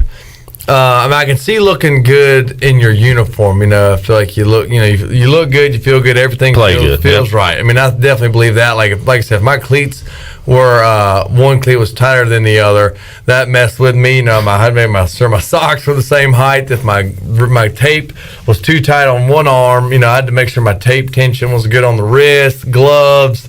It's a lot to worry about. Yeah, so we had to make sure everything felt right. And real quick, going on uniforms. Remember when I was the Patriots, and at least obviously I was on the Patriots, for the OTAs, training camp, and throughout the preseason.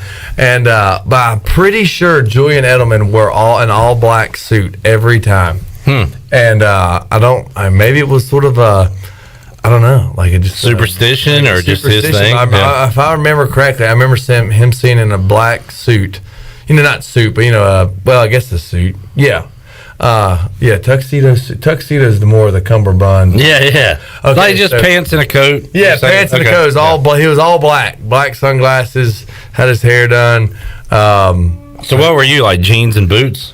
No, they wanted us to wear coats and stuff. Okay. So I had bought some nice little coats and sort of sport coats and things like that. So Redbeard said it's like the coach that ranted about dogs. I want some dogs. I don't want little cats with the armbands. And remember that dude?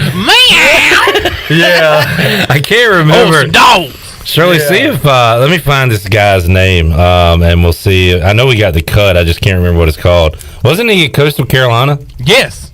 Might have been. I know Grove. I don't want any cats. I want dogs. Yeah, I remember Grove, like his whatever year it was. He was. I would say he was, more of his uniform. He was like a dog. I think he had like a shirt hanging out the bottom. Didn't wear gloves. Had his his strap of his cleats. Who was this again? Grove.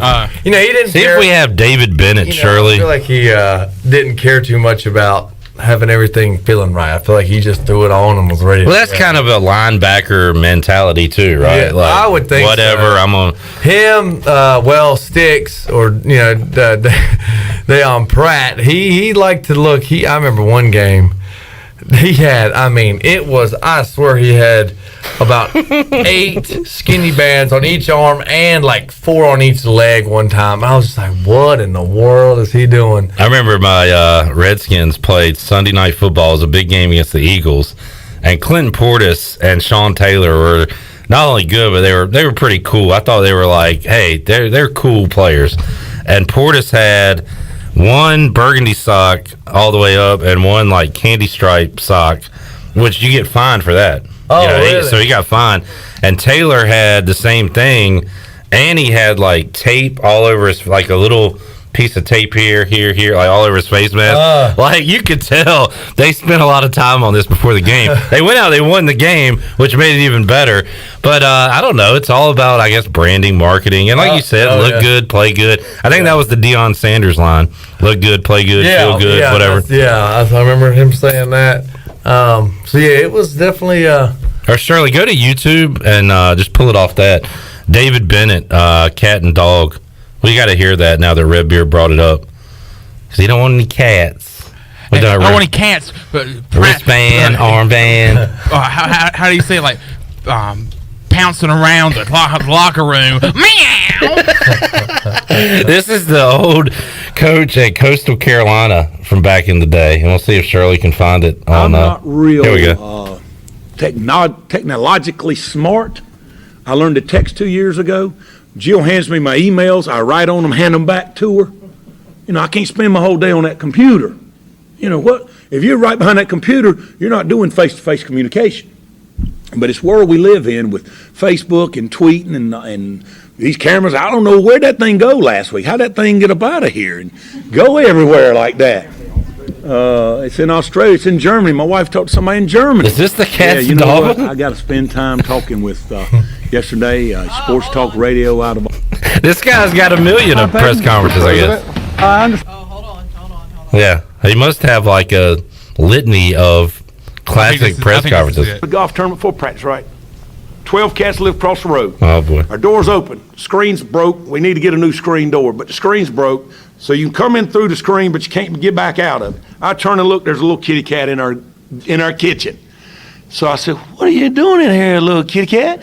By that time, the cat turns, tries to get back out. That screen won't go that way. Cat starts going meow, all crazy.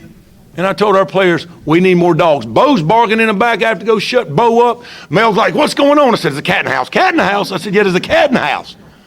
So I told our players, I tried to let it out the front door. Meow, meow, the cat's still going crazy in there. And I told our players, you need to be more like a dog. We don't need a bunch of cats in here. Meow, looking in the mirror. Do I look good? I got my extra bands on. I got my other shoes on. Be a dog. We don't need no meows. We don't need no cats. We don't need no meows. We need more dogs. What do you think? Trying to get our two boys ready. What do you think, Bryce? Is that what do you think about that message? We definitely, I think, had some. You had some dogs, or you had some cats? Some dogs, and I wouldn't say I was quite a cat. I was maybe like in the middle. I was more of a. Maybe a show dog? Is that maybe one of those on USA Network? Yeah, where on the you're jumping over like ropes and stuff. Yeah, the Westminster. Well, Westminster. Westminster, and Oh, look at this hair on Bryce. Yes, I know. This is a Winston-Salem breed. But I tell you what, you still had a little bite. Yeah, and I still bite. Yeah. There you go. All right, there's your cat and dog lesson of the day. Shirley, let's open up the Pirate Radio booty bag and make somebody a winner. Never good to hear. We need some dogs in the producer's room.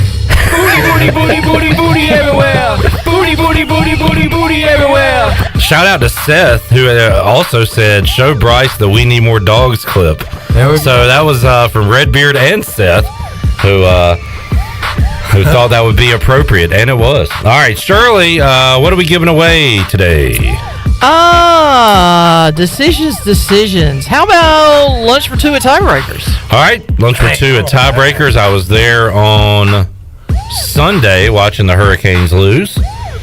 They got to get back on the I was at home last night watching the Hurricanes lose, down 2-0 in their series. When did they play again? That would be Thursday night in Tampa. Okay. Yeah.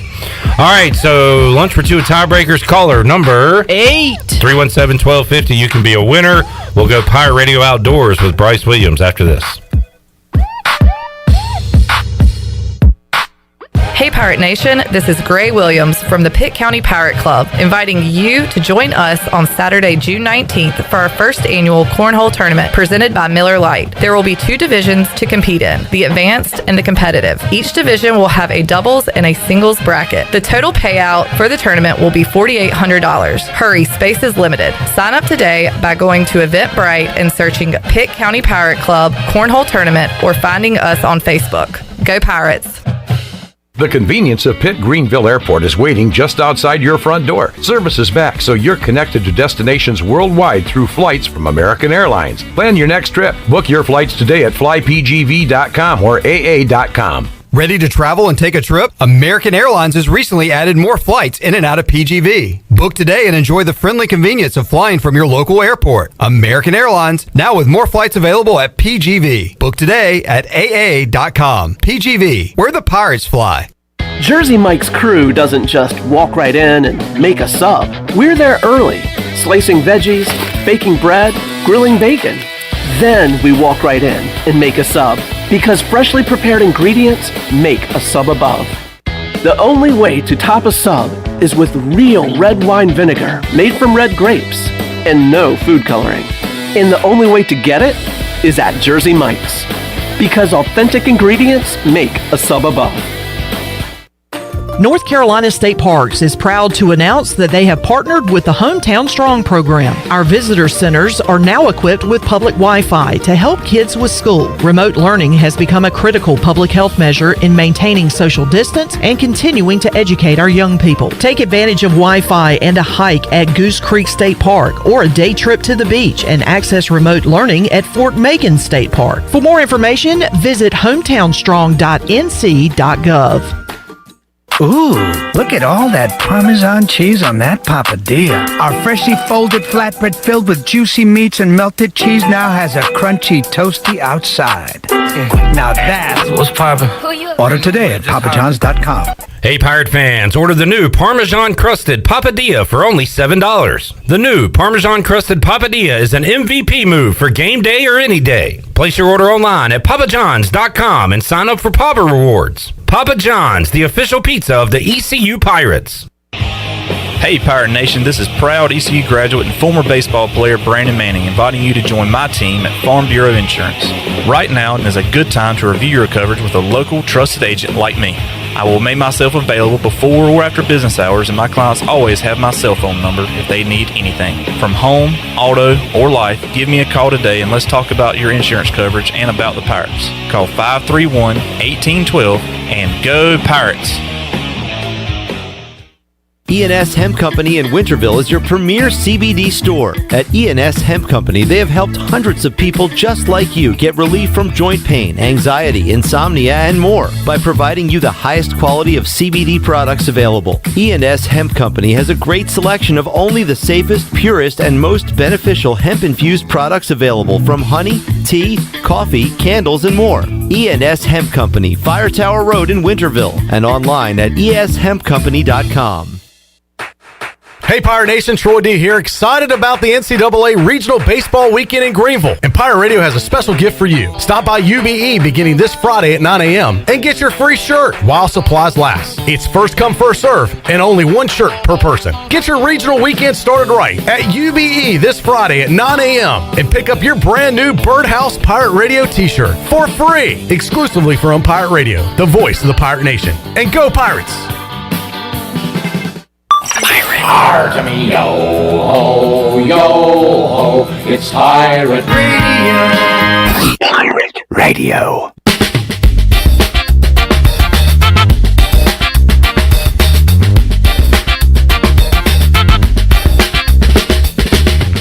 You're listening to Hour 3 of Pirate Radio Live. This hour of PRL is brought to you by Bud Light, reminding Pirate fans to stay in the game and drink responsibly. Bud Light, the official beer of the ECU Pirates, and proudly distributed by Carolina Eagle Distributing since 1989. Now, back to the show. Welcome back. Keep your vehicle clean with the Pirates Cove Car Wash Fast Pass. The Fast Pass allows you to have unlimited car washes every month at every location. Pirates Cove Car Wash has locations in Greenville on 10th Street, Fire Tower Road, and Memorial Drive. Pirates Cove Car Wash, the ultimate car wash experience and the official car wash of ECU Athletics. And congratulations to Jackie Hutcherson of Winterville. Picked up lunch for two at Tiebreakers. Tiebreakers is open every day at 11 a.m. and is the best place to watch your favorite sports while enjoying the best wings in town, along with sandwiches, appetizers, cold beer, and more. Follow Tiebreakers on Facebook and Instagram for daily updates. Now let's head back in to Pirate Radio Live. Here's Clip Brock. Back with you on Pirate Radio Live here on a Wednesday, getting you ready for Friday's action. ECU and Norfolk State. Then the Pirates will play on Saturday if they win at 6 o'clock.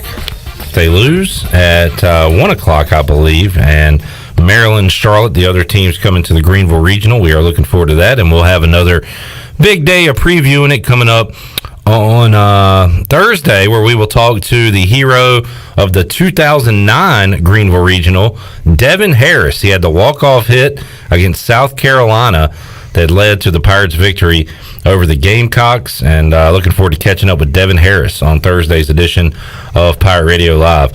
All right, Bryce Williams might be catching some baseball this weekend, or he might be catching some fish. Maybe both. Yeah. But let's find out what Bryce has been up to since we last spoke with him and get a Pirate Radio Outdoors update. Bryce, what's the latest? Shoot, well, of course, I was at the beach this weekend. Was able to be on the boat pretty much all weekend here and there, running around.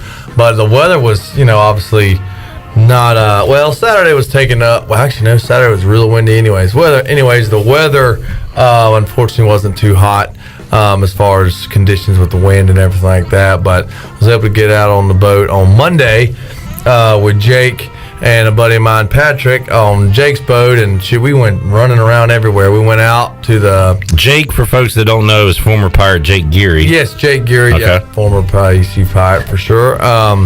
And we ran out to fishing over one of the wrecks, with live bait with pogies, and unfortunately, we didn't get hit nothing. But the wind was blowing north about 20 mile an hour. Skunk? So it was a skunk? Not yet. Okay, all right. We had a long day. Okay. And so we didn't catch anything out there drifting over the wrecks. Well, then we ran all the way to the Cape, hoping to possibly try and spot some cobia and maybe get a chance at that. Didn't do that, so we went all the way from the Cape. Spot some, what'd you say? Cobia. Cobia? Yeah. Yep. I like to Google and look at what you're talking. Man. Yeah, they get big. Some big animals you're talking about here. They get big. It was like little sharks. Yeah, I've never caught a cobia, but I hear they're a blast and they taste good. Yeah, it looks like they could put up a fight. Yeah, and we were hopefully shooting from some of them. I saw a sea turtle, and most of the time cobia like to hang around the sea turtles. So we kind of tried to look back and eyeball and see where some were, but didn't have any luck with that. So we went all over from the Cape, then all the way back to Moorhead, and then went back fishing in the creeks, and then it ended up just using some cut bait and. Probably caught between the three of us. I bet we caught, probably 30 some, little red drum, just under slot. Slot is like 18 to 26 inches that they got to be. And we were catching like 17 3/4, just right there, which is a fun little size. We're not using any, too heavy a tackle. So, they're a good little fight. Yeah. Jake did catching 2 slots. They're like a little over 18 and I think a 19. But it was a good day. We did get skunked. Good. It took us a while to get on some fish, but then it got real nice. This was Monday. Finally got real nice, about the time we stopped around 1 o'clock. But it was a good day, so I'm hoping to maybe do some of that fishing, here in the Pamela Cove this weekend. So I need to just keep it simple. Sometimes I'm, worried about what color lure to use and all mess like that. But heck, might as well feed them what they naturally eat, and that's fish. It's like what we talked about earlier. You can have the fancy bands exactly. But I can be a dog and feed them by getting not dog food, but. Feed them simple stuff. Glamorous. Bryce, if you had your druthers, and your answer could change depending on the time of year or what you want to catch, but would you rather be in the boat in a lake, river, ocean, or like deep sea ocean, or sound? I'd probably. What's your favorite? If you could pick one. Honestly, my favorite is, being back like sort of in the sound and the creeks. That whole brackish water is what I enjoy. Why is that? It's a lot. Going offshore is awesome. You can catch some amazing fish, and it's a good time, catching big fish and, good eating fish. But there's just a lot that goes into it. Don't say I will not, won't ever pass up a trip or an opportunity to go. But I mean, you got to run. Say at least an hour. It's a work day and a long day, but it can pay off. Oh yeah, it in can a big definitely way. pay off. I mean, I've had some great days offshore, but man, it's a long day, and I don't really get seasick like that really anymore. But still, you just kind of get a little funky feeling. At least me. If you're not catching anything, there's no let's test the waters. We're not catching anything. It's you're gonna keep trying and trying and trying. And it's like, well, I got a hour and a half, 2 hour ish, run depending on how far you're going. They say it's a great time, but there's just a lot into it. Shoot, when you go inshore, I'm gonna jump. I'm gonna bring my cooler, my tackle bag, a few rods. Boom, we're hitting it, and we can just cruise and shoot, just go every which way, and it's a lot less, I guess, stressful and not as much work. I mean, I'm jealous of my buddy Jake. Jake, she lives out right on one of the canals. Yeah. And it's boom, boom. He's in a fishing spot in 20 minutes. Yeah. 20, 30 minutes on the water. And in a boat ride, unless it's really rough, I mean, running your boat is you can't beat that. I mean, it's great. Great feeling, yeah. For me, I've got to get up, like now that the sun gets up early, ideally to be people out there. I mean, you're getting up at, 4, getting to the boat ramp at 5:30. And that's, hour 15, hour 20 minute ride. And then you got to go to fishing spots. So that's a little bit, but it's still not as bad. But I think I'm definitely an inshore guy. Okay. Shoot, 'cause, I mean, you can catch some big redfish, in the Neuse River and everything like that. So you can still get that thrill of catching some large fish. But I mean, you can get on the trout, the flounder, and the redfish. You can't beat it. Can't beat it. Where are we at as far as hunting goes, Bryce? What's in season? Are we still a ways away from that? Right now, turkey season ended, I guess, 3 weeks ago, I think. I think it was like May 9th. So around 3 weeks ago, it ended. So, I mean, I think we're in a little just dead period right now as far as being able to shoot anything. I think right now everybody's prepping, probably their trail cameras and, scouting a little bit, with the land, people that have the land, because the deer are starting to grow their horns back. Is that around football season when that opens up? Yeah, September is when bow season comes in. And so it goes September all the way to January 1st. But it's nice being here because in East North Carolina rifle season, which is, pretty much is a great time because obviously you have a better chance for the most part. Starts like in October. My buddies have to wait, it's like the second or so week in October, I think rifle season is here. And my buddies back home, they got to wait till like middle of November-ish and whatnot. So it's always nice breaking out the rifle before close to a month before them. So, but yeah, that's about next. But the first thing I think will be Labor Day-ish. Will be dove season. I think it's around Labor Day is when dove comes in. So, until then, I'll be fishing, and heck, even when Ed's hunting, I will be fishing. There you go. Pirate Radio Outdoors with Bryce Williams on this Wednesday edition of Pirate Radio Live. We'll take our final time out, come back, and get ready to wrap it up. We're back after this.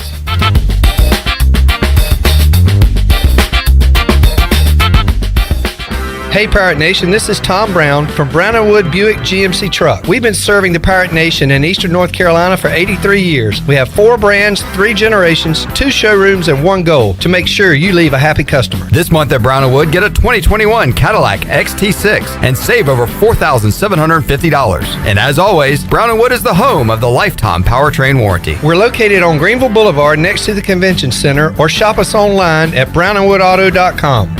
Here with Mike Mullis from Fixed NC. And Mike, you were telling me the other day, people ask you all the time, I didn't know you did that. What does that mean? Anything that involves property damage repair, call us first. If it's your crawl space, you've got interior humidity issues, a water loss, your ice maker line breaks, obviously fire and smoke, everybody knows we do those, but anything that involves interior or exterior property damage, we're your repair experts. Mike, how can everybody get in touch with you? 252-999-0001 or fixednc.com. At Tiebreakers, we admit we have a bit of a problem. People love our wings so much that they're starting to sell their home TVs just so they can watch all the sporting events here at Tiebreakers. Seriously, we're glad you love our hand-breaded, hand-cut boneless wings that much, but we really need you to go home at the end of the night. It's okay, we'll be here tomorrow. And when you come back, bring a friend with you. For great food, great friends, and cold beer, we'll see you at Tiebreakers. Tiebreakers, break the chain, eat local. Ahoy, mateys! To keep those cars clean, you need the Pirates Cove Fast Pass. Greenville's original express car wash is now offering a fast pass for as low as $19.99. That's one pass, 4 locations, and unlimited washes. Visit us in Greenville on Fire Tower Road, Memorial Drive, and East 10th Street, and also in New Bern on Glen Burnie Road. And by popular demand, Pirates Cove on Fire Tower Road is now offering interior cleaning. So we have you surrounded. Pirates Cove, the official car wash partner of ECU Athletics. Have you stopped doing your favorite activity due to chronic aches and pains? Let Eastern Physical Medicine and Rehab help. They provide regenerative injection therapy that can help with osteoarthritis, joint pain, carpal tunnel, and plantar fasciitis. Eastern Physical Medicine and Rehab will help you get back into the groove. Eastern Physical Medicine and Rehab, 2245 Stantonsburg Road, across from the hospital. Call 215-9294 for an appointment today. Come into CPW's today and take a ride with them on their Road Food Tour Seafood Edition. Make plans this month for a pit stop at CPW's and enjoy some of the best dishes the road has to offer. Start off with a rich and creamy bowl of she crab soup or try the Key West Tuna Club. And what would a food tour be without fish and chips? And make sure to join CPW's on Tuesdays for date night. CPW's, Stanton Square across from the hospital in Greenville. This is Steven Igo. You've heard from me plenty on Pirate Radio Live and perhaps have read some of my work on hoistthecolors.net. Now, get an extension of our in-depth coverage on the Hoist the Colors podcast. From game previews to immediate post-game analysis to emergency podcasts for breaking news, we've got you covered. A cast of guest co-hosts from fans, former coaches, and other writers join me for 2 podcasts weekly to break down all things ECU athletics. Subscribe to Hoist the Colors now on Apple Podcasts, Spotify, or Google Podcasts. Warren's Hot Dog Pizza, homemade lemonade. Hey, Pirate Nation, Warren's Hot Dogs, 2 locations are open for business in Greenville and Chocowinity. Both locations have drive-through windows, so stop by today for hot dogs, pizzas, subs, apple and peach turnovers, homemade lemonade, and breakfast in Chocowinity, featuring homemade cheese, ham, and chicken biscuits, plus sausage dogs and more. Warren's in Greenville, across from Ron Ayers Motorsports, and in Chocowinity, next to the fire department. Warren's Hot Dogs. Want some? Get some. Pirate Radio. Being a part of the program, being a student athlete at ECU, they are going to be very much in the spotlight. The voice of the Pirate Nation.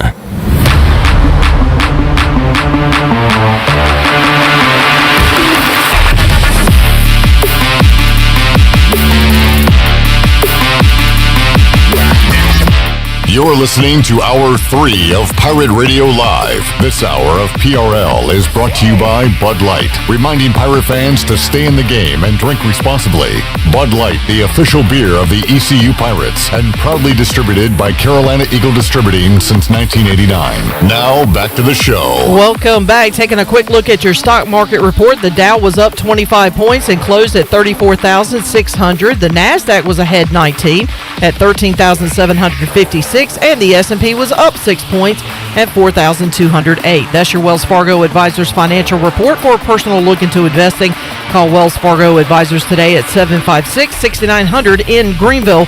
Wells Fargo Advisors, LLC, member SIPC. Now let's head back in to Pirate Radio Live. Here is your host, Clip Rock. All right. Jeez. Man, yeah. We got the frat house going in here right now on a Wednesday. Bryce Williams joining us, Shirley, Chan Man. So Chandler, this is it, huh? You're leaving us. Turn your mic on. Yeah. Where are you going? I'm going to Key West. Key West. Must be nice. Like living in Key West? Yeah, I'm moving. No, he is going. Tell us what you're doing. It's a bachelor party for my buddy who's getting married. So. Oh, nice. Dang, on a Wednesday. Wait, yeah. He's leaving Thursday. Early tomorrow morning. So nice. Be there till Sunday. I'll be back here on Monday. Nice. Should be fun. Driving, flying. It'll be my first time flying since me and my family went to the Birmingham Bowl in 2015. So I'm a little iffy about flying. So it should be fine. So, you're good. But we're gonna have a good time. If you see a lady on the wing churning butter, it's all right. What the hell is that? What the hell was that about? Is that a phrase? Is that a reference? I don't know if she was churning the colonial woman on Bridesmaids. When I don't know. None of y'all seen When I Bridesmaids? think about like creepy plane experiences, remember the Twilight Zone? Dude, Annie sees colonial woman. Yeah, I guess I didn't get the reference. I gotta see that whenever the show ends, but I hope to God I don't see that. There's a colonial woman on the wing. There's something they're not telling us. She was out there churning butter. Yeah, see? Oh my God. All right, if you see that, what'd you say? Don't freak out? It's all right. Okay, Normal. it's all right. Perfectly normal. Yeah. That'll be your last thought as you board the plane. Yeah. All right, Bryce, enjoyed it, man. Have a great weekend. Yep, thank y'all for having me. Shirley, Chandler. Chandler, we'll see you Monday. Mm-hmm. Shirley and I will be putting in the work on a Thursday. Yep. 3 o'clock right here on Pirate Radio Live. We will talk to you then. So long, everybody. Thanks for listening to Pirate Radio Live, an exclusive presentation of the voice of the Pirate Nation. This is Pirate Radio, WGHB Farmville, 1250 and 92.7 FM Greenville, WD.